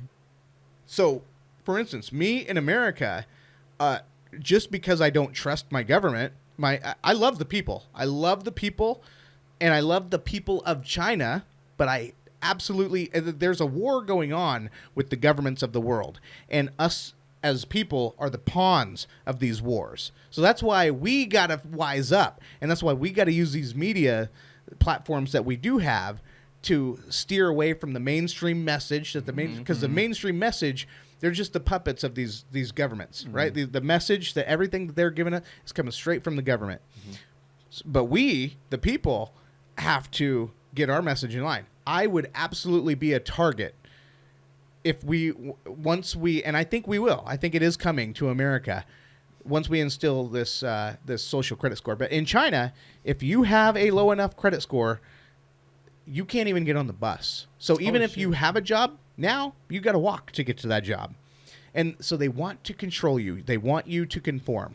Damn. So it's crazy. That's crazy. Yeah. I never, So and Zuckerberg. So this is, and I compare him very much, and I hate to make anything because I know he's a Jewish man, but the Nazi Party. This is very like in the 1939 we had IBM working with the Nazi Party in Germany. Who's IBM? IBM, the computer maker. IBM Computers. International Business Machines. Yeah. Damn. And so they worked on the system that put the numbers in all of the Jewish people that identified who they are, where they live, every type of it's called a biometric. They kept all their biometrics, and IBM was able to give them all of that information exactly how they wanted. So they could easily round up all of the Jewish people and take them to internment camps. That was an American company helping a Nazi. Now, Ford helped the Nazis. For real? GM helped the Nazis. Yeah. I mean, I we're would talking... trust him because he digs so, into stuff like this. And he just tells me second wind, like, yo, check this shit out. Like with the concentration camps in China. That tripped me Oh, out. yeah, the Uyghur Muslims. Dude, so the Uyghur Muslims, that's an ethnic Turkish, I want to say Turkish type, or they have the history from Turkey or whatever. I don't know. But it's an ethnic Muslim group in China. They have their own villages. And China does not allow religion in their country. Do not. So they came in and rounded up this Uyghur village, rounded up all the men, and took them to internment camps. We have men in internment camps right now that are being sentenced to hard labor. People are dying. They're getting sick. And they're being re-educated. Yeah. They're being re-educated. And there was a police chief in China that was like, spoke out against it. He said, man, I don't really like that the government is doing this to these people. They haven't done anything. They took him to a re-education course himself. So now he's taken off the job, being re-educated to think exactly how the communist government wants him to think. And then the Uyghur villages, their cemetery, they just rolled all over the cemetery. They are trying to erase any history of the Uyghur Muslims in China. No way. Yeah, I read a little bit about it just to get a more in-depth just knowledge to see what's going on. It tripped me out. I was like, damn, that's just crazy to think that's happening, bro. And, I mean, and that's what I say, like, why does the CIA and why does the NSA need to compile all this information around? And they're going to say, oh, it's for your safety. It's for your safety. National security. That's what it boils down to, just to make sure there's They just Not want to scare you. Yeah. And pretty then much. going back to the Bible, what's the main message? What's one of the main messages in the Bible? Do not fear. Do That's not fear. one of Fear the things is- that Jesus tells us, he commands us to. fear is- Do not fear. So why are we going to be scared? Yeah. Right? And that's exactly what Kanye's saying. He Mm-hmm. says, quit listening to these messages. Yeah, They're you're trying right. to poison your minds. That's the truth. Yeah. I think that's freedom. So what kind of no, the ultimate message is freedom. The message of the Bible is freedom. Yep. Freedom Yes. of your mind and of being able to. Yes, there's a system that you have to live by on because everything requires structure, right? Mhm. Yes. But you have to have mental freedom before you have any For type of sure. freedom, and that's exactly what's the opposite of like the structure, because you're either at work all day or you're either on the internet all day. You know what I'm saying? And Constant distractions. Yeah, Constant and- busyness. and not caring about being called a motherfucker, a crazy, or a fool, or a cornball. Mhm. You're gonna get called that. So in life, you're gonna get called that. So just be free to not care about all of that, and do what you have to do for your little family or your tribe. Yeah. Because that's how it's the little things that count. It's like if you're good for your family and your tribe, you're gonna be good for your community. This is the thing If your that community's scares. good, you're gonna be good for the city. Yep. If the city's good, you know. But you know, in the Bible, there's a story. Okay, God saying, if there's 50 people that are straight, or if there's 10 people that are straight in the town, I won't burn it down, but I'm about to burn it down, because it comes down to 10, or 15, or 20, or 50, because you know it's our one job. Dude. And, you know, here's the thing about this country, about America, is America, I think people are starting to wake up to these things that are happening, right? Where we constantly are at war. We've been at war for 2 decades, right? And I think these countries are waking up, and they're starting to realize, if you look at our national debt, we're at $22 trillion of national debt. Meaning, if this were you and I, all of us, and we have our money, and we are making not even enough to almost pay the interest payments on a loan, like that's all we're doing. We, as a country, are barely making our interest payment on that debt. Meaning, the Fed that has all this debt, or whoever we owe these debts to, all they're doing, we're never chipping away at the principal. If it's a house, you're never paying that house off. So we're in trouble. And here's the thing. Here's the only thing keeping us alive right now is Saudi Arabia. The fact that Saudi Arabia is using the US dollar as the petrodollar, as the currency of trade. Once Saudi Arabia decides to go with it could be the yuan, the Chinese yuan, because China is going to be the next big power. If they keep going at the rate they're going, they're building islands. They're taking over Asia right now, and they're making deals. Like even the Philippines used to be a very U.S. friendly territory. There was a short time where the U.S. embassy was closed in the Philippines because the new president, well, he called Obama a son of a bitch, so that didn't go well. Yeah. Once you call somebody that, it doesn't go too well. And but even when Trump took over, there was still they agreed that, you know what, we still want to do our own thing, and so he wanted to make a deal. He wanted to get away from the U.S. and the next big power is China. So now they have deals with China and now Russia, as far as arms, as far as protection, and all that. But U.S. is slowly, that's just one more ally we're losing. One more. We may be allies nominally, but we are not allies on paper. There's no contract holding us to say, hey, we'll protect you. That always used to be the deal. We always used to say, hey, we'll give us a base in your country and we will protect you. But we keep letting China, we let China build an artificial island that ended up turning into a military base. And that island was pissing Vietnam, Laos, the Philippines, and another country off because, and I think it was Thailand, because all the fishers, they want to make their money. Well, the U.S. said they would protect them from this type of thing, and they didn't. The U.S. just let it happen. So now they're pissed off at us. They're saying, well, if you're not going to protect us, we don't need this. We don't want this. So now they are having financial deals with countries that used to be super, super friendly to the U.S. And the petrodollar is the only thing keeping us. Once we lose that petrodollar, once they go with maybe it's the EU, the what do they call the European currency? Not the pound. The euros? The euro. Yeah, if they ever go with the euro, we're screwed. We're screwed. Because now we have a $22 trillion debt that turns instantly into 30 with inflation, because inflation's going to climb. And that's where we are going to see those hard times. That's where all these people that are fleeing to get into America are all of a sudden going to see the real thing, where it's like, oh, they were just putting makeup on a pig. It's still a pig. America is, so for a lot of people, here's what I suggest. When I say this, I say that not to scare anybody. Don't be scared. Don't be scared. This is real. This is going to happen. It's happened to every kingdom that's ever lived. Yeah. Every kingdom falls out. And the average nation, the average life of every nation is 300 years. We are there. We are there. We're at 274 years old or whatever, however old we are. We're there. And it's seeing. You can see the divide happening. So a new kingdom takes over. In the meantime, what we do is we look at each other as brothers and sisters. We realize that, hey, we need each other. Yeah. Build our communities, right? If it's someone you have questions with that's maybe different skin color, different religion, who cares? Yeah. Like, you're in the same boat. You both get hungry just the same, right? You have the same needs. You have the same need for attention, affection, all that.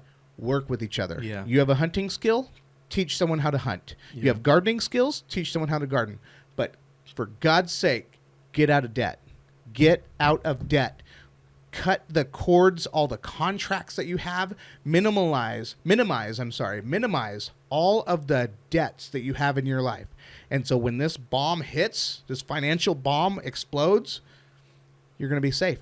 You're not going to feel it like the people that are living paycheck to paycheck. Oh, I'm going to lose my house. I'm going to lose my car. Think of all the people that are going to lose everything, right? But if you get your money right, and you have good relationship with your neighbors, with some friends, and you're learning skills along the way.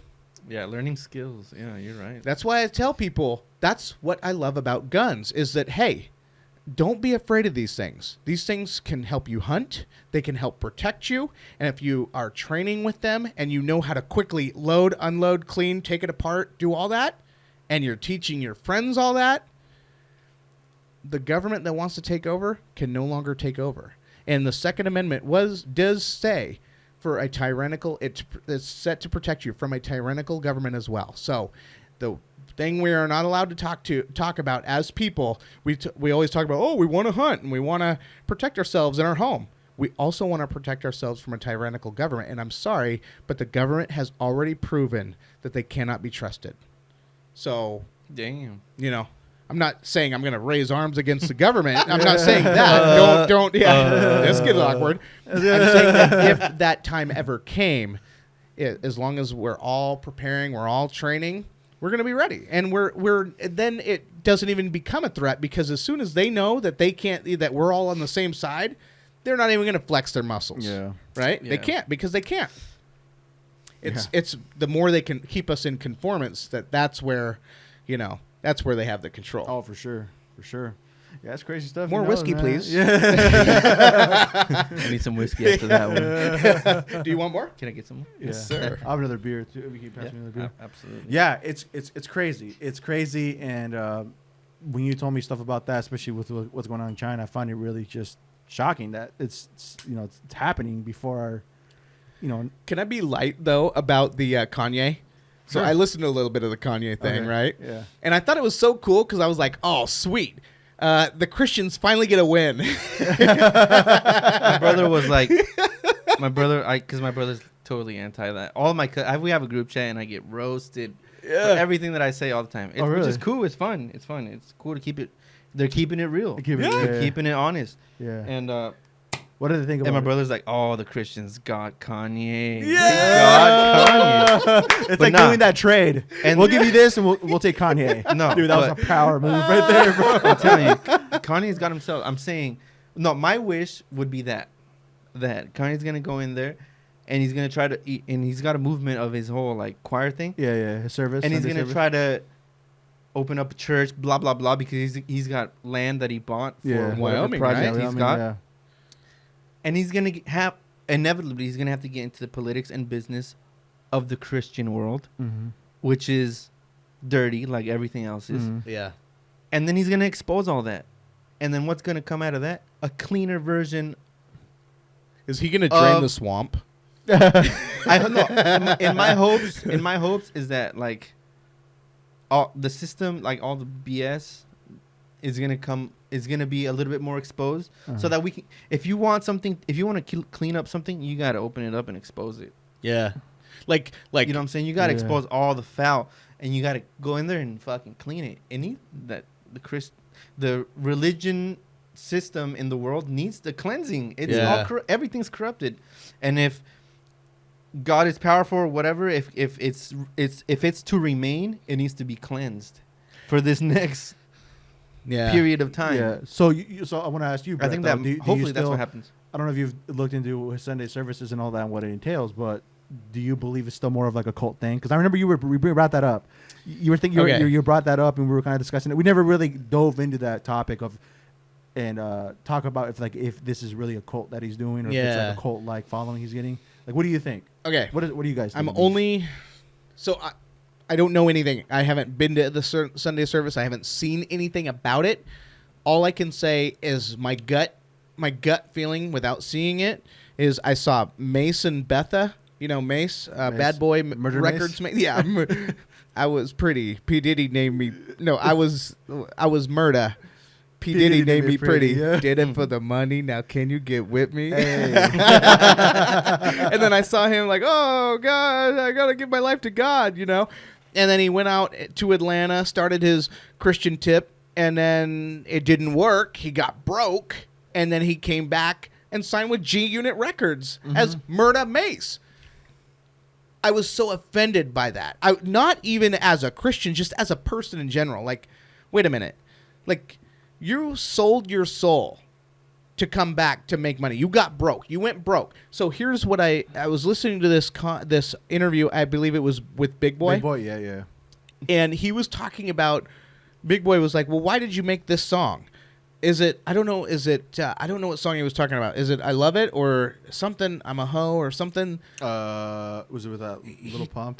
He did a song, and he said, Big why Boy did you... did a song with Lil Pump. No, It's a song that Kanye did with Little Pump. Big Boy's Oh. asking Kanye, Yeah, why did why you you do did that that song? song? If Yeah. you're like on this Christian tip, why did Yeah. you That do was this before song? he was doing that. Though. Maybe, but there was he's referring to some song that Kanye did recently where he made a lot of money and he's supposed to be a Christian. Yeah. Kanye says, I was broke. Mhm. So this is what I'm afraid of. That this Christian thing, he's going to go broke. Oh. And that's where he's going to go. gonna come back. Something's going to happen. Mhm. Maybe he hangs up the mic for good. Look, he's got the Kardashians on his side. Yeah, He's not gonna go he ain't broke. gonna go broke. There's, Yeah, I'll say that. there's That is scandal to go. That's true. And they're gonna That's do true. They're gonna do a transformation on their own. Yeah. And Trump also, I underestimate the power that Trump has. I keep saying, oh, this is going to be the thing that takes him down. Okay, you so know? did you guys watch the interview? Right. So I don't even know the guy's name. It's an interview of Kanye today before this album dropped a couple months ago. Probably like 16, 20 minutes long. Okay. And some bald dude. I'm sorry, I don't know his Probably name. Big Boy. No, not Big Oh, okay. Boy. Big Boy the rapper? No. Big Boy. He's a radio personality up in L.A. No. Okay. Another one. Big Boy. No, not him. Okay. So there's another one where he's fully talking about his Christianity. This guy is challenging his comments, and he's asking about the new album, Christianity, blah blah blah, and he's exposing a lot of that. And I was thinking, I was like, okay, well, when I was seeing the Sunday sessions, right, I was like, well, I wasn't paying attention because I was like, that's either some weird cold shit, some weird shit's gonna come up, or he's just doing that for money. Like, it's just a little like hype. And then I watched the interview the night before the album came out because I was like waiting for the album to come out just because I was painting. I Yeah, was on yeah, yeah. YouTube. Yeah. Hell yeah. And I was painting a portrait of Kanye West just for the haters. Oh really? For the haters. Oh, dude. We need to see that. We need to see that. I'm gonna bring it up here. Oh no! When it's done, it's gonna take me a couple more sessions. hell Hey, yeah. this is an exclusive. So you can Hell only see it yeah. here on the Tip Talk. I mean, Last heaven, night yeah. I was hoping. Heaven, yes. No, my thought was last night I'm gonna bust it out and try to finish it. Yeah. But we ended up going to my wife was at her friend's house. They Yeah. wanted me to come through. We ended up drinking. Yeah. So I'm sorry it didn't happen, but it's coming up. But Sunday sessions, I thought it was gonna be weird shit. But now seeing that interview, he gets to express himself. He gets to express himself as where he's at in life. Yeah. The challenges of being called a Christian and what that supposedly means. But he's saying, that doesn't. I'm a person. I'm a person who is trying to devote my service to God. I don't have the answers, but I got money and I have power to express my truth and the truth about what I know about what's going That's on. exactly what Trump said when he took the presidency. And he mentioned, he's like, the whole MAGA thing, did I fuck up? Whatever it may have been. My only wish to express was that I have the ability and freedom to think whatever I want to think. Mm-hmm. Because of my original standing. My original standing is not of chaos, but it's of good. Mm-hmm. yeah. And if I believe that in this moment in time, Trump is doing good in exposing a lot of bullshit, that's what I stand with. I don't necessarily stand with all the other bullshit. And Yeah. and if you're automatically labeling me a fake black guy, whatever, that's on you. Yeah. You know what I'm saying? So Yeah. in a way, that's I think where a lot of the backlash you faced was from the black community. They were saying that you're with Trump, you're automatically with the racist. That's where things that's got not kind saying of that kind of Kanye- messy. independent. But that's yeah. not saying that Yeah. Kanye is perfect or his mind is perfect. Yeah. Like he even if admits that he fucked won't be up, perfect. he fucked up. Yeah. Or, hey, Yeah.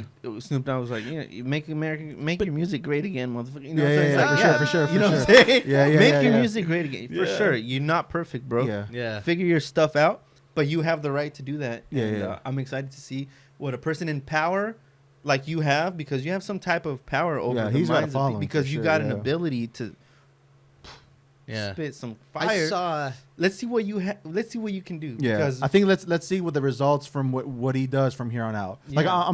I'm kind of more curious to see where he really stands here in the next Yeah. couple of years to That's really what I'm give waiting answers. for too. You know what I'm saying? Yeah. I remember like when I first when I was first born again, and you get baptized. You're on fire, man. You're telling everybody like, "Oh, I'm a Christian. Yeah, I'm a for sure. Christian." You're just so on fire. You're making sure. albums for Jesus, and you're doing, you know what I mean? You're cooking cookies for Jesus. Yeah. You're driving to work for Jesus. Yeah. And you're Yeah, just giving everybody for- thumbs up. Yeah. And I'll see you in heaven. And then you get to the and reality. then you just get through the honeymoon. You get past that honeymoon, and then all of a sudden, you're challenged a little bit. All of a sudden, that's when. And here's the thing: I remember, it's one of those things where a lot of people don't like that decision, and I can see Kanye. I can see a lot of people shut him out after this. They're gonna hear this album and be like, "This is garbage." That's what I was saying about. and So they're they can't connect with that side of that's life. the thing where I was saying that a That's lot of people garbage, weren't yeah. following this album. Yep. They were more used to the Kanye of the Life of Pablo. What is it? What are the other ones? Like Graduation, Well, all College that. Dropout. Yeah, was College Dropout, all that. Classic. Yeah, they're classics. Get me wrong, but Okay, the only reason why I have hopes in that it's gonna come out good, Yeah. because Kanye's Christianity thing is recent, Yes. maybe a year. It's recent. Mhm. You can still look at interviews of last year where he's not in this mindset, but the essence of what he's speaking is the same. The essence of what he's been speaking since he came out, not being a Christian, yeah, but the essence of his message is the same. Mm. Yeah. Not Jesus, but just let's be honest. Being Let's real. Be real let's be about it. honest. Make Yeah. your own decisions. Yeah. Quit following the herd. yeah. Exactly. Yeah. And let's just call it for what it is. I am a Dude. fucking this sinner, this, that. I'm Yeah. this piece of shit. And I think he and referenced let's that. figure it out. I think he referenced that too when he came out. He got a huge following because he was like a fashion trendsetter too. He was doing his own thing. He's like, back in the day, you couldn't wear a pink polo. I wore a pink polo, and it's like, it sounds kind of like, okay, but in his mind, like he can do whatever he wants because that's him. Right. So that's like little things like that I'm like, dang, that makes a lot more And sense. it doesn't make any sense Yeah, to same us, message, same right? message, Because yeah. by the time we hear him say that, everybody's already wearing pink polos. Yeah. We're like, what's the big deal about that? Double, triple. I know, triple. I know, right? I don't know if you know about that, but double. Yeah, Different colors and yeah. different sizes. No, I Yeah, didn't know that. he even brought. You He wear wear like the red and then the pink. yeah, and skinny jeans Collars. too, dude. He would wear the skinnies too. Back in like Yeah, 2000 skinnies, yeah, something yeah. when, Yeah, when I dude. was in middle school. Yeah. Yeah. Long double polos. Yeah. Kanye always pissed. Whoa, We're good. Hey, whoa. This is over. Too much. Kanye always pissed me off. You know why? Because this is probably because he's genius, right? And I think Eminem is a genius too. And Eminem really pisses me off.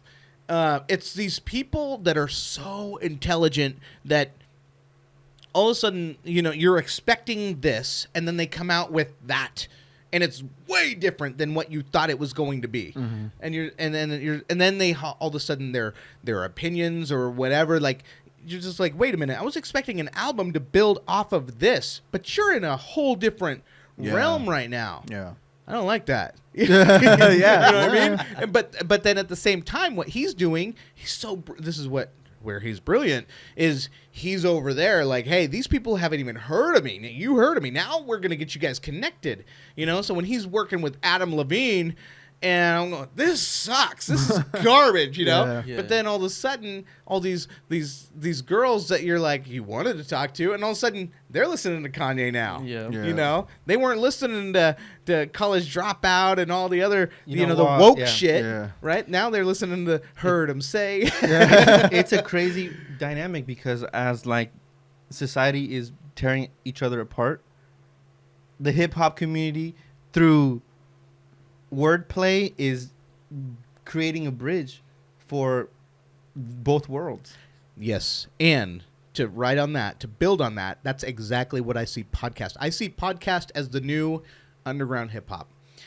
The reason why I say that is because we can get people from different and diverse backgrounds, and we can put them all in the studio and say, let's talk about it. Yeah, for sure. You can disagree. You can walk Yeah. away and be like, hey, that's cool. But guess what? It's underground. There's no network out there saying, Brett, Luis, Eduardo, I don't want you saying this. I hear what you're saying, but we're not going to go there. Yeah. The listener, the That's not viewers aren't popular. ready. We have commercials to sell. Nah. This is us. Yeah. This is what we say. And Yeah. and anybody else that wants to participate and join this, that's why we look for these diverse people. Yeah, for sure. diverse sets opinions. Yeah. And it's scary and it's important to be careful, right? Absolutely. Yeah. Absolutely. But yeah, going into the more in the music, we went a complete left on that one. We went to talk about really random things. I'm trying to. This reel is it where back we need to in. go with that button I'm telling you. right? Off the I rails. know, right?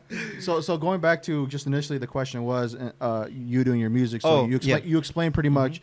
There was a lot going into it, and you were trying to see, kind of like looking into the future more, like if I want to do this, I'm gonna have to go touring, I'm gonna have to just kind of like be in the studio and all that. But then at the same time, you have your family, you have kids now and all that. Like, when was it kind of like, was that really kind of like the ending point for that, for you to be like, no, I think I'm just gonna put that on the back burner and just kind of let it ride and just do that? Because I remember you didn't, I don't know, again, correct me if I'm wrong, you did an album, or you did something with an album that you did with a group of friends or something like that? So I had a friend who we had really good connection musically and other shit like that. And he's a genius, like he's a musical, like natural genius. Like What kind of music? Again, I don't remember. he's a hip hop guy, Okay. but he's everywhere and he's just flow and he's got that sauce. And unfortunately, it didn't work out. Other stuff, just it didn't work out. It didn't work He's out. in a different situation. For right? sure, for sure. And so, to me, it's like, okay, well, I got a family. If I'm going to do something, I can't be playing games. Games, yeah, you got to be straight. So that's yeah, what yeah. happened there. And ultimately, it wasn't realistic because I got to be home. Yeah, for sure. You know what I'm saying? So, and the point was, okay, we had like a good couple, like 6-7 good really good songs, in my opinion, In your opinion? in my life. We need in to my listen to world. it. We need to listen. I'm curious. Yeah. Yeah, I think that would be great. I'll show you guys for Okay, sure. for sure, It's good stuff, I think. Okay. Yeah. And we could do something if we go out and we could knock on doors and we play in Seattle and Everett and do all that. Mm-hmm. But I don't have that time because my kids are little and my Yeah, for wife sure. is taking care of them, and that's hard. I need to be there. Yep. Mm-hmm. If Good, okay, so good dad, by the okay. way. Yeah. Good Well, husband. you know, Serious. whatever, right? Yeah. If I have, I'm already doing something that I love, tattooing, and that's great. Mhm. And I'm gonna push myself and get even better Mhm. and get educated and do all the rest, because that's good enough. Yeah, yeah. If my dream would be to be playing music, but it's not my dream because then I would be unhappy because I wouldn't have my family. Yeah, right? yeah. So that's kind of Man. what said, okay, well, let me focus on doing good tattoos. Let's focus Yeah. on doing good tattoos and doing better tattoos than I can already do. Yeah. Let's focus on that. When I get into music, it takes my time away from my studying of doing art and doing better tattoos. Okay. And so it's a waste of time. I love it. I enjoy it, and I feel like there's potential. But that's a different world. Different world. Oh, okay. But I feel like I'm trying to create a life to where, like, one day I'll be able to say, okay, I'm gonna, for fun for myself and my family, I'm just gonna go and take off this month, pay my friend studio Mike Mars Studios. Look him up. He's got a badass studio, affordable, good rates, and it's top-notch quality stuff. I'm gonna hit up Mike, book him out for the month, record, do as much as I can for fun because the process is the fun part, and I don't, you know, I'm gonna show all my friends and my family Nice, nice. for the love of it. You know, I'm not gonna make money Yeah. out of music, maybe one day, but my goal is just I love music and I'm gonna play music because I love to play music, not Sure. because I gotta make a living. For sure. Because I can't. Yeah, yeah. And so that's when I was like, okay, I'm good. I'm Okay. good with not playing. And Mhm. I sold some equipment because I was like, I remember I told you that I bought my welding stuff because I Yes. still enjoy that. I can make a little bit of cash Extra out of cash on the that. side. Yeah, yeah. And I'll sell a couple of gear that I don't use musically, get some welding situation going Yeah, on, yeah. and it'll be fun. Okay. And it'll be handy at the house, and it'll be handy in my life. And my dad's a welder. If he needs work, shit, let's create work for my dad. You know what I'm saying? I won't have to maybe put too many hands into it. And hey, Yeah. dad, do this job. Let's figure things out. So just trying to create a life where I can do the things that I enjoy. If I can make money out of it, cool. But I'm doing the things that I enjoy. I'm not worrying about money. I'm not worrying about this. I can manage my calendar to where I do this and that. Yeah. It's gonna take some time, but For that's sure. what my vision is. Yeah. So you're You kind know. of finding like balance with everything. I'm trying to figure myself out. Yeah, I man. get it, And get it. I know my flaws. I know I gotta figure the Your fuck strengths out. and weaknesses and and stuff like I'm that. trying to. yeah. I'm figuring out my flaws actually at this time. So that's kind of where I'm at. Man, That's man. dope. That's dope. But we're all kind of in the same boat. I feel like it's kind of like we're all figuring each other out. And Yeah, yeah. Let's build the next generation of information. Yeah, I think ultimately. with kind of our vision of this podcast, just in general, like I said, it steered away from kind of like, okay, so how are we gonna do it, and where are we striving to go with this, right? There's multiple avenues we can go with this in the sense of to like I was telling you earlier off air. We really want to be diverse. That's kind of where we see it, right? Yep. We really want to be diverse. We really want to kind of talk to different people, get different, opinions and views just from different guests that we have on the show, which you being one of them. And it's cool because we hear a lot of stories, and like you were just saying earlier, going on, it's like there's the similarities are there. Yes. We all kind of think of the same, like we're going for the same thing all in all. Yep. Like I got my streaming, you got your podcast.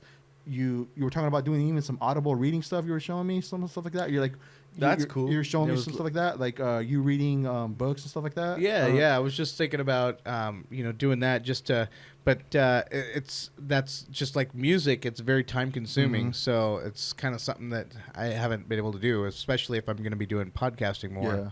So it's cool to see that, and we really just want to use this kind of like as a platform. One, just to obviously grow our audience and just be out there more, but at the same time have just different conversations with different people, and that's good. Like he was saying, all in all, in reality, this is kind of like we control this. Nobody controls us. We're the ones driving this force, and just kind of like letting people know that we can have differences in opinions. We can And we are disagree. thinking this. Yeah, I we're think what thinking it the comes same down thing, to is yeah. respect, though, right? Yeah. Like that's what's going to get us through this storm. Yeah. Is just respect. right? Like we now we know what we agree on.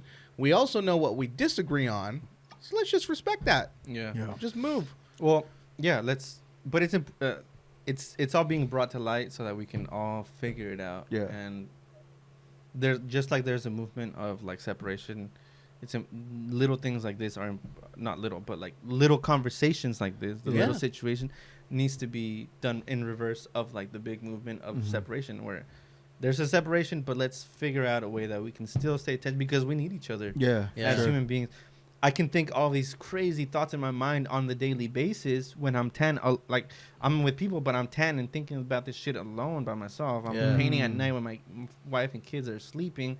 This is all alone time. Yeah. Even though I'm in the public, but it's important to express it so you know how kind of crazy you sound, and then you get the feedback and kind of balance each other out because it's important to say, I think that's bullshit. It's important to say that. Absolutely. And it's important to be able to hear that.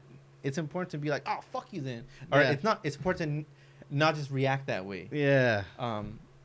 And even me, I struggle with that. For example, I'll give you an example. My brother always been taken care of like, that's not cool. That's not cool. But growing up, I was always like, you don't even understand, right? That was just like a natural, like a natural reaction. But it's like now I'm like, okay, well, a lot of the stuff that he was saying, I can actually recognize, hey, I have those characteristics. Let's figure that out. Maybe that's what's gonna take me to the next level because you have flaws that you gotta look at. If you want to go on to the next level, uncover that stuff. Yeah. Uncover that stuff. Be vulnerable. Vulnerable and say, okay, I gotta attack this. Damn. I gotta attack that. Ah, man. No, that's true. And one thing you were talking about your brother, and I'm looking at the difference between chaos and structure, and we need structure. We are at a time right now where it's absolutely chaotic, and the environment I grew up in when I was young was chaos. It was nothing but chaos. I didn't know if I was going to see my mom. She'd be stuck in her room for 3 days. She had a mental illness, and so am I going to see my? I don't know. So then I have to learn how to eat, and then I have to learn. I have to go to school myself. I had to figure all that stuff out. It was just nothing but chaos. She was meeting all these different men, and there was just all these different. It was just nothing but chaos in my life. So when I got older, I started falling in love with structure. And then that's why I got my finances so dialed in, like dialed into the penny. People would be like, they'd see my checkbook. Back in the day, we wrote checks a lot. Now everything's online. But back in the day, I'd balance my checkbook and I would have my budget down to the penny. And people were like, no, you don't, just round up your dollars. And, no. I want to know exactly where my money's going because I need that much structure. I fell in love with structure so much. That's why I fell in love with the family structure. So when I knew that I was getting divorced, even though I knew I was going to get divorced, I hated the fact that it was more chaos in my life. And so I wanted everything in my life to be structured. Structure. So then it got to the point where I got too structured, to where I was stressing myself out over being too structured. Yeah. So then you have to find that balance now. Now it's like, okay, you can be cool here, let this go, but also mainly have your structure. So have your set of rules and principles that you want to live by, but also offer grace. Yeah. Offer forgiveness. Offer some... Great. Understand the fact that when I was telling you about when I grew up in Montana, and I as a white person, I didn't see racism, I didn't know that racism existed until I had a black friend. Right. That's when all of a sudden she would tell me all the time, there's racism. And I would say, no, there's not. Yeah, just hold my hand when we go into the store and you'll see it. And then all of a sudden you see it. And so then now I'm mad at all these white people, like, oh, they why, how could they think that, But then it wasn't until I took some time to think about it, like, okay, wait a minute. We are going through some crazy things where a lot of people need to understand that we are driven by fear, whether it's black people afraid of cops, afraid of getting pulled over by cops, afraid of getting killed, or whether it's white people afraid of Muslims because of a terrorist attack or what have you, right? So we have to understand that if there's this weird interaction that you have with somebody else, take it with a grain of salt.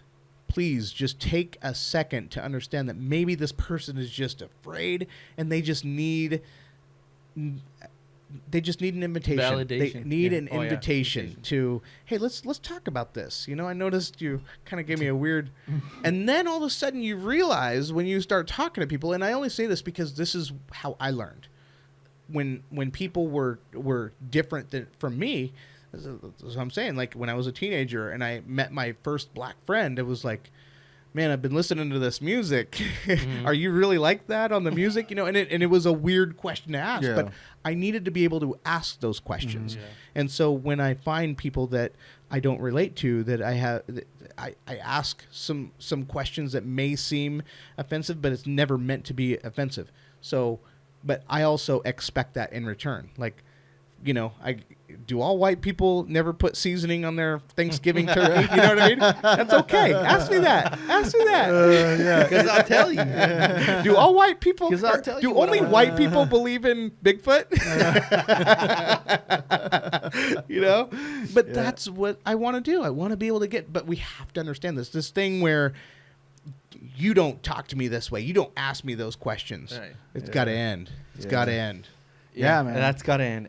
And I think that's the next cycle of life. Getting rid of the lies. That's got to end. You can't ask me that question. Yes. That's not that's against the rule. You can't ask me that question. That's immorally wrong. That's got to die. Yeah. And I think that's what's next in order to move forward. Honesty. This is who I am. Like, I'm a human and I'd have these necessities and I suck at this and you suck at this, but we're here in the same age. Like, we're here in the same era, in the same country, in the same city, in the same friend group. That's a big deal because existence is pretty big in relative talk, but we are put in the same moment. So that's what we need to capitalize, and that means being honest and being able to speak the truth and being able to take the truth, because we can't, like I'm saying for myself, sometimes it's difficult to accept the truth. For sure. But we won't move forward until we say, you're a bitch. Why am I a bitch? Oh shit, I'm a bitch. You know what I'm saying? Yeah. No, absolutely. Real quick, I wanted to go through a couple of news things. Some articles. We were talking about tattoos, and I did you know that it really hurts? Like, it hurts after you get a tattoo, right? You mean on the face? The one on your face would definitely hurt. Oh, dude, there's so many nerve endings. Those look real and they look cool. Amazon, $15. Nice. We'll put the link down in the description too. I saw this article I want to talk to you about, and I just wanted to ask you kind of if you'd heard anything about this, and then also what your thoughts were, being a tattoo artist. The headline says, MIT has developed color-changing tattoo ink that monitors your health in real time. And what they're saying is that researchers have developed a new color-changing tattoo ink that responds to changes in the body, such as blood sugar and sodium levels. And they use liquid with biosensors instead of traditional ink. Scientists want to, turn the surface of the skin into an interactive display. And basically what they talk about is there's 3 different things they're looking for. And they basically, the idea behind this is they use this ink, and say you're a diabetic, right? And instead of, right now we use the test needle to say, okay, how's my blood sugar? You test it after you eat or whatever. But what they're saying is this new ink will actually show you right there, real time. Like, oh, damn. My eyeball, my triangle eyeball is red, and when he's red, it means I need Well, shit. I think Insulin or whatever. something? Yeah. And insulin. and that's an actual thing.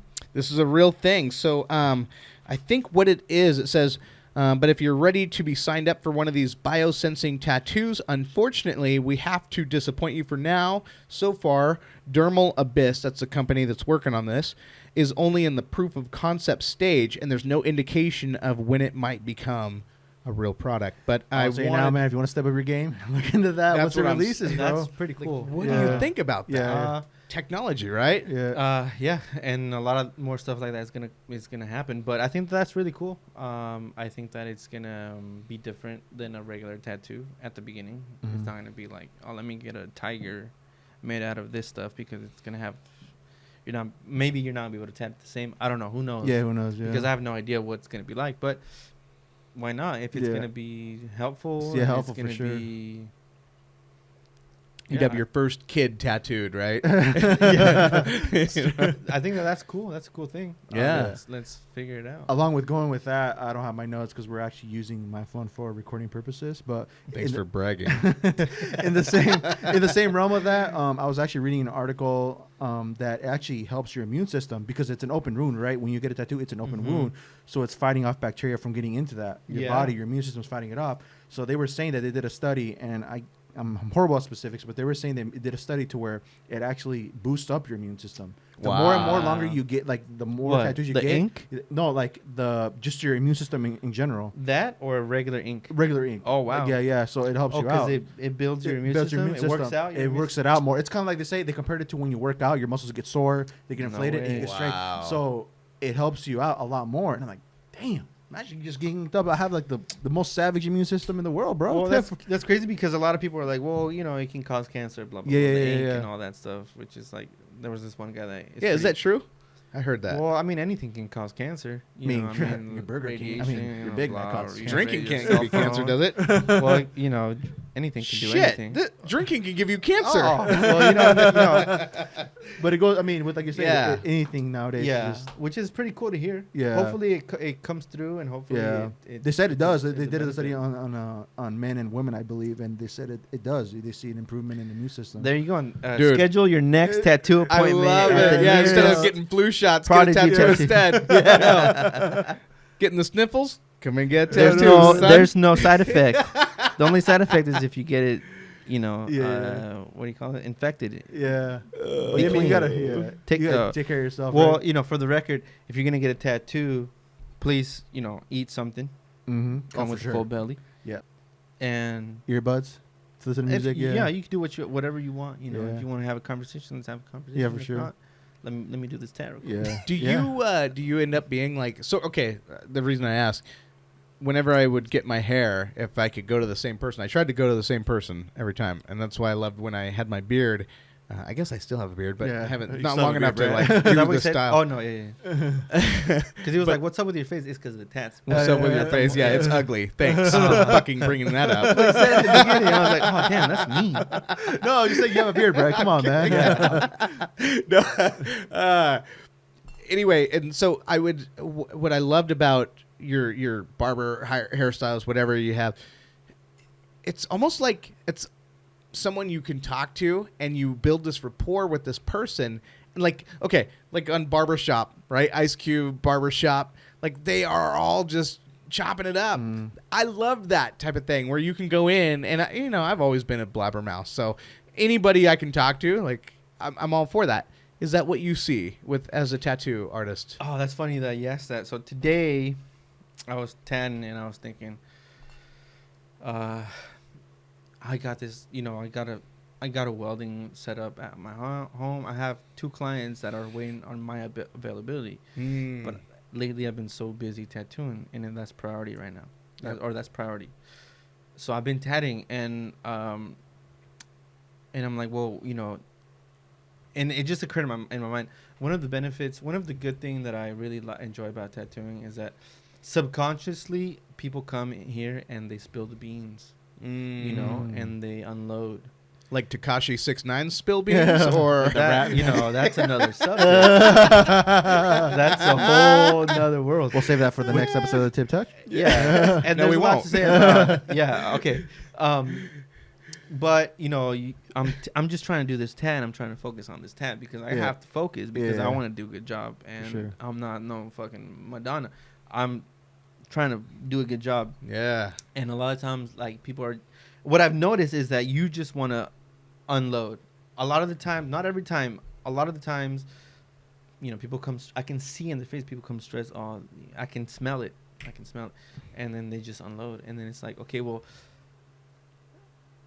Whether I like it or not, I have the opportunity, whether I'm anybody or not, because I don't consider myself much because I know myself and I know where I stand in regards to many things. Yeah.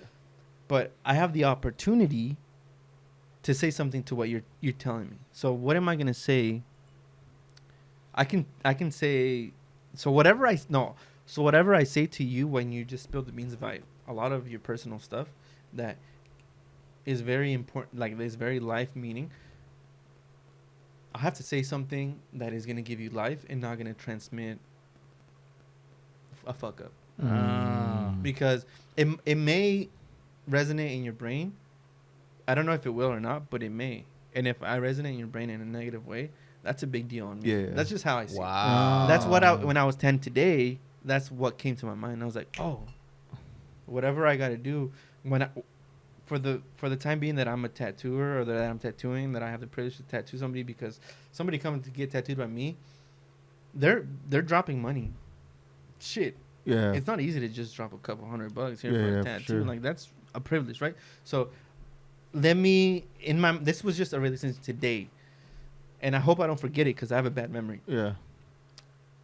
And I think I maybe done an okay job up until now, but I need to be more thoughtful about it when I'm speaking. Yeah. Let everything that I say be something that is going to actually benefit you and not just be like, I don't want to tell you some bad fucking response. I'm not going to give you advice. I'm nobody to give advice, but just the response, right? Yeah. I don't want to say the wrong shit. So that's... Yeah. And then that made me realize, okay, maybe my job is a little bit more important than I thought. Because sometimes there's those fear thoughts that are like, what are you doing? You're tattooing people. Like, what is, ethically, where does it stand? Yeah. Physically, where does it stand? I enjoy what I'm doing as an art, and I am passionate about creating. Yeah. But there's everything to think about. Yeah. And so today was like, oh, actually, maybe I'm just tanning these guys, and maybe it doesn't mean anything. But if you're unleashing some frustration, I got to be prepared with something positive for you, something that's real, not something just like, well, God loves you. Put a smile on. That's that's kind of what's going on. Yeah. That's not real. That's not. We need to figure out a way to be real about it without getting too personal. Yeah.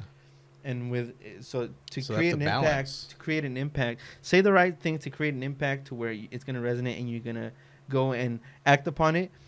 But me not tell you what to do because I have no idea what your life is. What you're going through and all that. Yeah. And I have no idea what's good for you or not.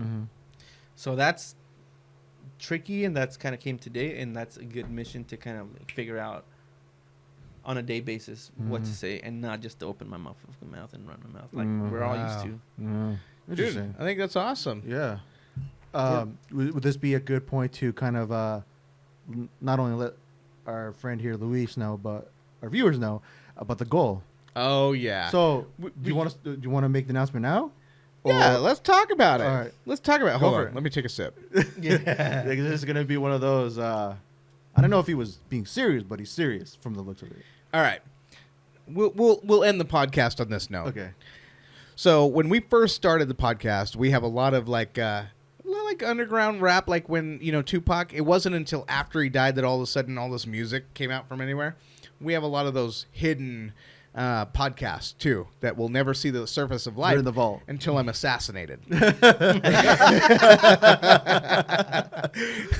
But on one of those first sessions we did, it was me, Eduardo, and Christian. We were the original people that started the Tip Touch podcast, and we were like, okay, if we can get our viewers, listeners, to donate $10,000, what I will do, and I wanted to see what you thought about this too, as a tattoo artist. At the time, we didn't have a tattoo artist. I was just going to announce it. What I want to do, I'm a little bit hairy, right? I'm like a Arabian You know, ever seen an Arab take off their shirt? Kind of like that. I've never seen an Arab take off his shirt. Man, where you been at it? So, you know, I've got some hamburger meat down there. And so I said, man, what I want to do, I want to get a tattoo. See my little bear tattoo there? No, I want to get a standing up Kodiak grizzly bear, standing up like he's ready to maul, right?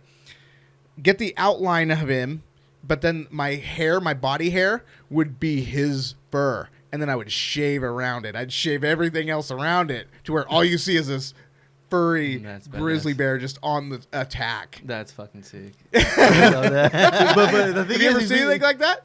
No, I've never seen anything like that. Fuck yeah.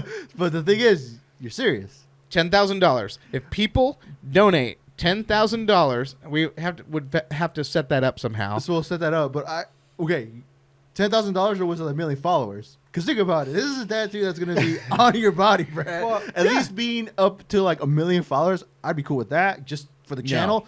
But you want $10,000. Okay. Give me $10,000 that can't be taxed. Well, okay. Well, what do you want? $10,000. How are you gonna use these $10,000? Well, so, the idea is that I use the money to get the tattoo. I want it good. Well, right? if you guys get $10,000, I would do the tattoo for free. That's a lot of fucking money. Ooh, But let's figure out what we're gonna do. the laser, I want to do the laser to where you like laser the other hair. Fucking. Just shave it. Yeah. Just shave it. Okay. Just Just shave it. man beard, Brad. Come Well, on, man. I'm just asking. Yeah. I've never done this before. We gotta give a good incentive to get $10,000 and use it to put some money into this. Yeah. Yeah. And do something cool. Yeah. Do something really cool. Oh, maybe we could go on a take the tip touch out of the country, like in the middle of a cartel. No. Well, yeah, that's scary. I'm kidding. That's that's a great I wanna idea. live Yo, I right. put that on my No. Jesus piece. Because take Tip Touch to a country where we can give them the liberty to express what the country really is like. then and there. Yeah. Not what Dude. the social media tells us Yeah. the country is like. Because that's gonna do a lot. Yeah. That's gonna do so much more. So that's a great idea. Being able to go and take Tip Touch session to a Road country. Where? Road tip. Yeah. Yeah, to a Road country tip. where we can figure out how they live in. Huh. Okay. Is Canada okay? No. Probably $10,000 is not going to touch it. But, it'll Please get- tell us exactly. it'll What get is us started. Canada Well, it'll really get, like? It'll get you started. It'll You get really like maple syrup? Yeah. Well, contrary to regular belief, or whatever you say that, no. I've domesticated 4 moose. But yeah, he's serious. Yeah. That's a good one. And after it's done, I will do an episode of the Tip Touch. It's just an outline, right? what? We're just doing the outline. We gotta do some cool. Well, The outline of the grizzly- I was thinking like if we could put like bushes around him, like Well, the face and then the outline and then it's gonna be no, the whole body, hair. the whole body. He's Right. like standing up. Or what do you think? You said What we're do gonna you do an outline and then your hair is gonna be the hair. Yeah, my hair is gonna be. Yeah, That's really it's cool. gonna be the bear hair. That's pretty. You have that much hair? Oh, dude, it's bad. Okay. That's Like cool. you have that much hair. That's cool. That's from my mom. Just kidding. Sorry, mom. No, that's cool. Yeah. So I mean, the man says he wants a bear tattoo. I mean, Let's get that. I'll How- do it. how- It's out there now. Everybody's heard it. and we'll film it. We'll film the session. We could do that. Yeah. Yeah. Yeah, that'd be fun. Would that take? How long would that take? What do you mean? Depending on the size, but it's not gonna be fast. It'll be. We could do part of a session. part Then. of We it. could do. So, like, hey, but we we're- gotta talk about. Is it gonna be like just the outline of the bear, or is it gonna be like a bear and then the hair's just gonna grow over the bear? But is it gonna be like a full-on bear? Like It's gonna be like picture me standing up. Yeah. I'm the bear. My whole body from foot to head. oh, Like the Yeah. bear on your like whole he's- body. Yes. Oh. I'm talking like his feet are gonna be at the bottom of my stomach. His head on your is gonna be stomach. at the top of my Yeah. chest. That's Right. cool as fuck. And then he's just be like. "Rrrr." That's really cool. Yeah. Am I gonna tattoo detail hair, or am I gonna do an outline of the bear? Just the outline That's of the the bear. question. That's what we have to talk about. Like, what's going to look good? is my hair going to be enough that where if, Well, let's if see it. he stands up, oh no, it's going to be enough. I'm telling you that. But yeah, I would say this. I think that like What? we could even do a sample. Like maybe we do a sample, and once it looks good, like oh yeah, that looks good. I would say let's do the outline of the bear like this on your body, on your torso, right? Yeah. Detail the face, shave the face, shave shave outside of the bear, Yep. and then it's just gonna be an outline of the bear with your hair being Yeah. that. If you need anything more, that we'll figure it out. But that's gonna be really cool. All right. All right, ladies and gentlemen, you heard it. But the purpose is to go to somewhere that's sure. remote and figure out the reality about what's going What's on. going there. on? Yeah, Do I have to do that episode with my shirt off? Yeah. Or else it defeats the purpose. Hey, long sleeve shirt, but let it. It depends on unbutton. it depends Oh. on where you end up going. Or just wear a shirt that there's no torso, there's only sleeves. Sleeves. Yeah. Yeah, just There all you I go. wear is welder. sleeves. That's basically like a welder setup. Yeah. Leather on the arms. You know. So tell me more about this country.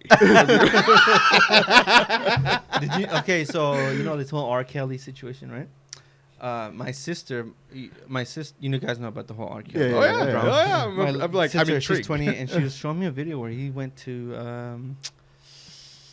I want to say like in maybe like Africa, Indonesia. I don't know, somewhere where out of this country where he's like singing and he's doing a performance and his musicians are playing and then he starts riffing like just freestyling. Do you got your vaccines? Do you want to come fly back to No, America is that with real? me? Who wants to come fly back to America with me? Yeah. And then the gospel piano. Is that real? Do you have your vaccines? That's real. That's a video. I'm gonna ask my sister to forward me the link so I can forward you the link. Because there's a lot of stuff. Kells is like surrounded by fire right now, and I think he's going to go down hard. He is in fire. That's Not as real. hard as Epstein. Epstein ended up with a cracked neck and a broken camera somehow, and Damn. suicide, but could have maybe been someone else. Yeah. could have. Yeah. Clinton most likely Hashtag was. Clinton body count. That's crazy. That's some crazy stuff too. But that was some Damn. funny stuff. R. Kelly straight Damn. up gospeling it in another foreign. I'm done with that country. guy. We have a rule in this house: is there is no R. Kelly, no matter what. And that was a hard one because I grew up with R. Kelly, and there were plenty of good memories with R. Kelly music. Thankfully, thankfully, the only thing I can attach myself to R. Kelly is a mix to or remix to Ignition. Yeah. Fresh out the kitchen. Yeah. Kitchen. Yeah, That was the cutback. That was Oh, not dude! a- Now I not hear a- it and I just Nah. I shudder. Skip, Oh, skip, God. skip, skip. Yeah. Ah, Yeah. God. Yeah. Yeah. Tell my kids, what are you listening to that for? Yeah. Yeah. Like watching Cosby. Hey, stop watching that, Dad. It's a wholesome show. No, It's a wholesome not. show. Just what are you drinking? I freak out. But yeah, we'll definitely have to talk about everything tattoo. Yeah. What we're going to. Yeah. Before we go, let us know how to get in touch with you Check out for your people work. that want to want to get tattooed. get a tat, all that Give me stuff. Lusty Lou Tattoo, LUSTYLU Tattoo. It's on Instagram and Facebook. Yeah, book 'em. I actually got a piece by him. Yeah. that. And, yeah. You did that? Yeah, I did that one. Dude, we did that. Yeah, man. that So, is I still got to get sick. finished up. I'm gonna have to hit him up for another session. Yeah, so we this got is one my man I final go session, to. but- Brolin checked out his stuff. He loved it. I told you the day of. I called you, Hey. bro. Dude. No, when he scheduled that tattoo, the plan was you need to do this tattoo because I'm gonna go to the convention and I'm gonna get a picture with him. Yeah, And it happened, Yeah, and- dude, I was stoked, and he even took a moment of his time to take a picture with him. He posted it up on Yep. his Instagram. Bro, made my year. Man. That was awesome. And Yeah. he said he loved it. He That's said, sick. that's That's a good start great. right there. That's Awesome. epic. So Yeah. that's how everybody gets a hold You of need you. to go post that up too. I need to. You I need haven't done it I sent because you, right? I'm waiting for I'm just waiting for the right time. Oh, okay. For like the a perfect repost. flex. Yeah. Okay. Like Adam Sandler said, the right time is the night time. Yeah. The right time is the right time. Yeah, But, for sure. Yeah, he did this. man. Love it, and I want to finish it more, and I want to get more stuff to buy him too. So we're gonna talk. That's here. cool. Yeah. So if you Yeah. want, first, it's important if you're gonna get a tattoo, figure out who it's different. the tattoo world has been changing. Whether you people like it or not, it's been evolving just like the rest of the world. Yeah. Sure. Yeah, definitely. And there's dislikes and there's likes. yeah. But it's the reality. Yeah. And you know, if you're good, you're good. If you're not good, get good, right? Yeah. But it's I like important. it. It's important that if you want to get a tattoo, you don't, you know, I don't want to discourage you to go walk into a shop and get a walk-in shop, because that's really cool too. Yeah. That's fucking great, and that's tradition, and that's American culture, and that's amazing, and people respect that, and I respect that, and that's really cool. Get a tattoo off the wall. Fuck yeah, let's do this shit. It's gonna be clean. It's gonna be fun. I'm gonna have a good time tattooing you off the bat. Putting me on the edge to create you a stencil real quick. That's really fucking cool. If you want to get a bigger piece, and the reason why I'm saying this is because we see a lot of people that have come to us regretting a piece. Yes. Because tattoos are so popular that people are regretting tattoos more and more. Yeah. And so if you want a good experience, and if you want to get a good tattoo, you gotta figure out, okay, who am I gonna get tattooed? What kind of first off, what kind of tattoo do I want? Right? Who's good at it?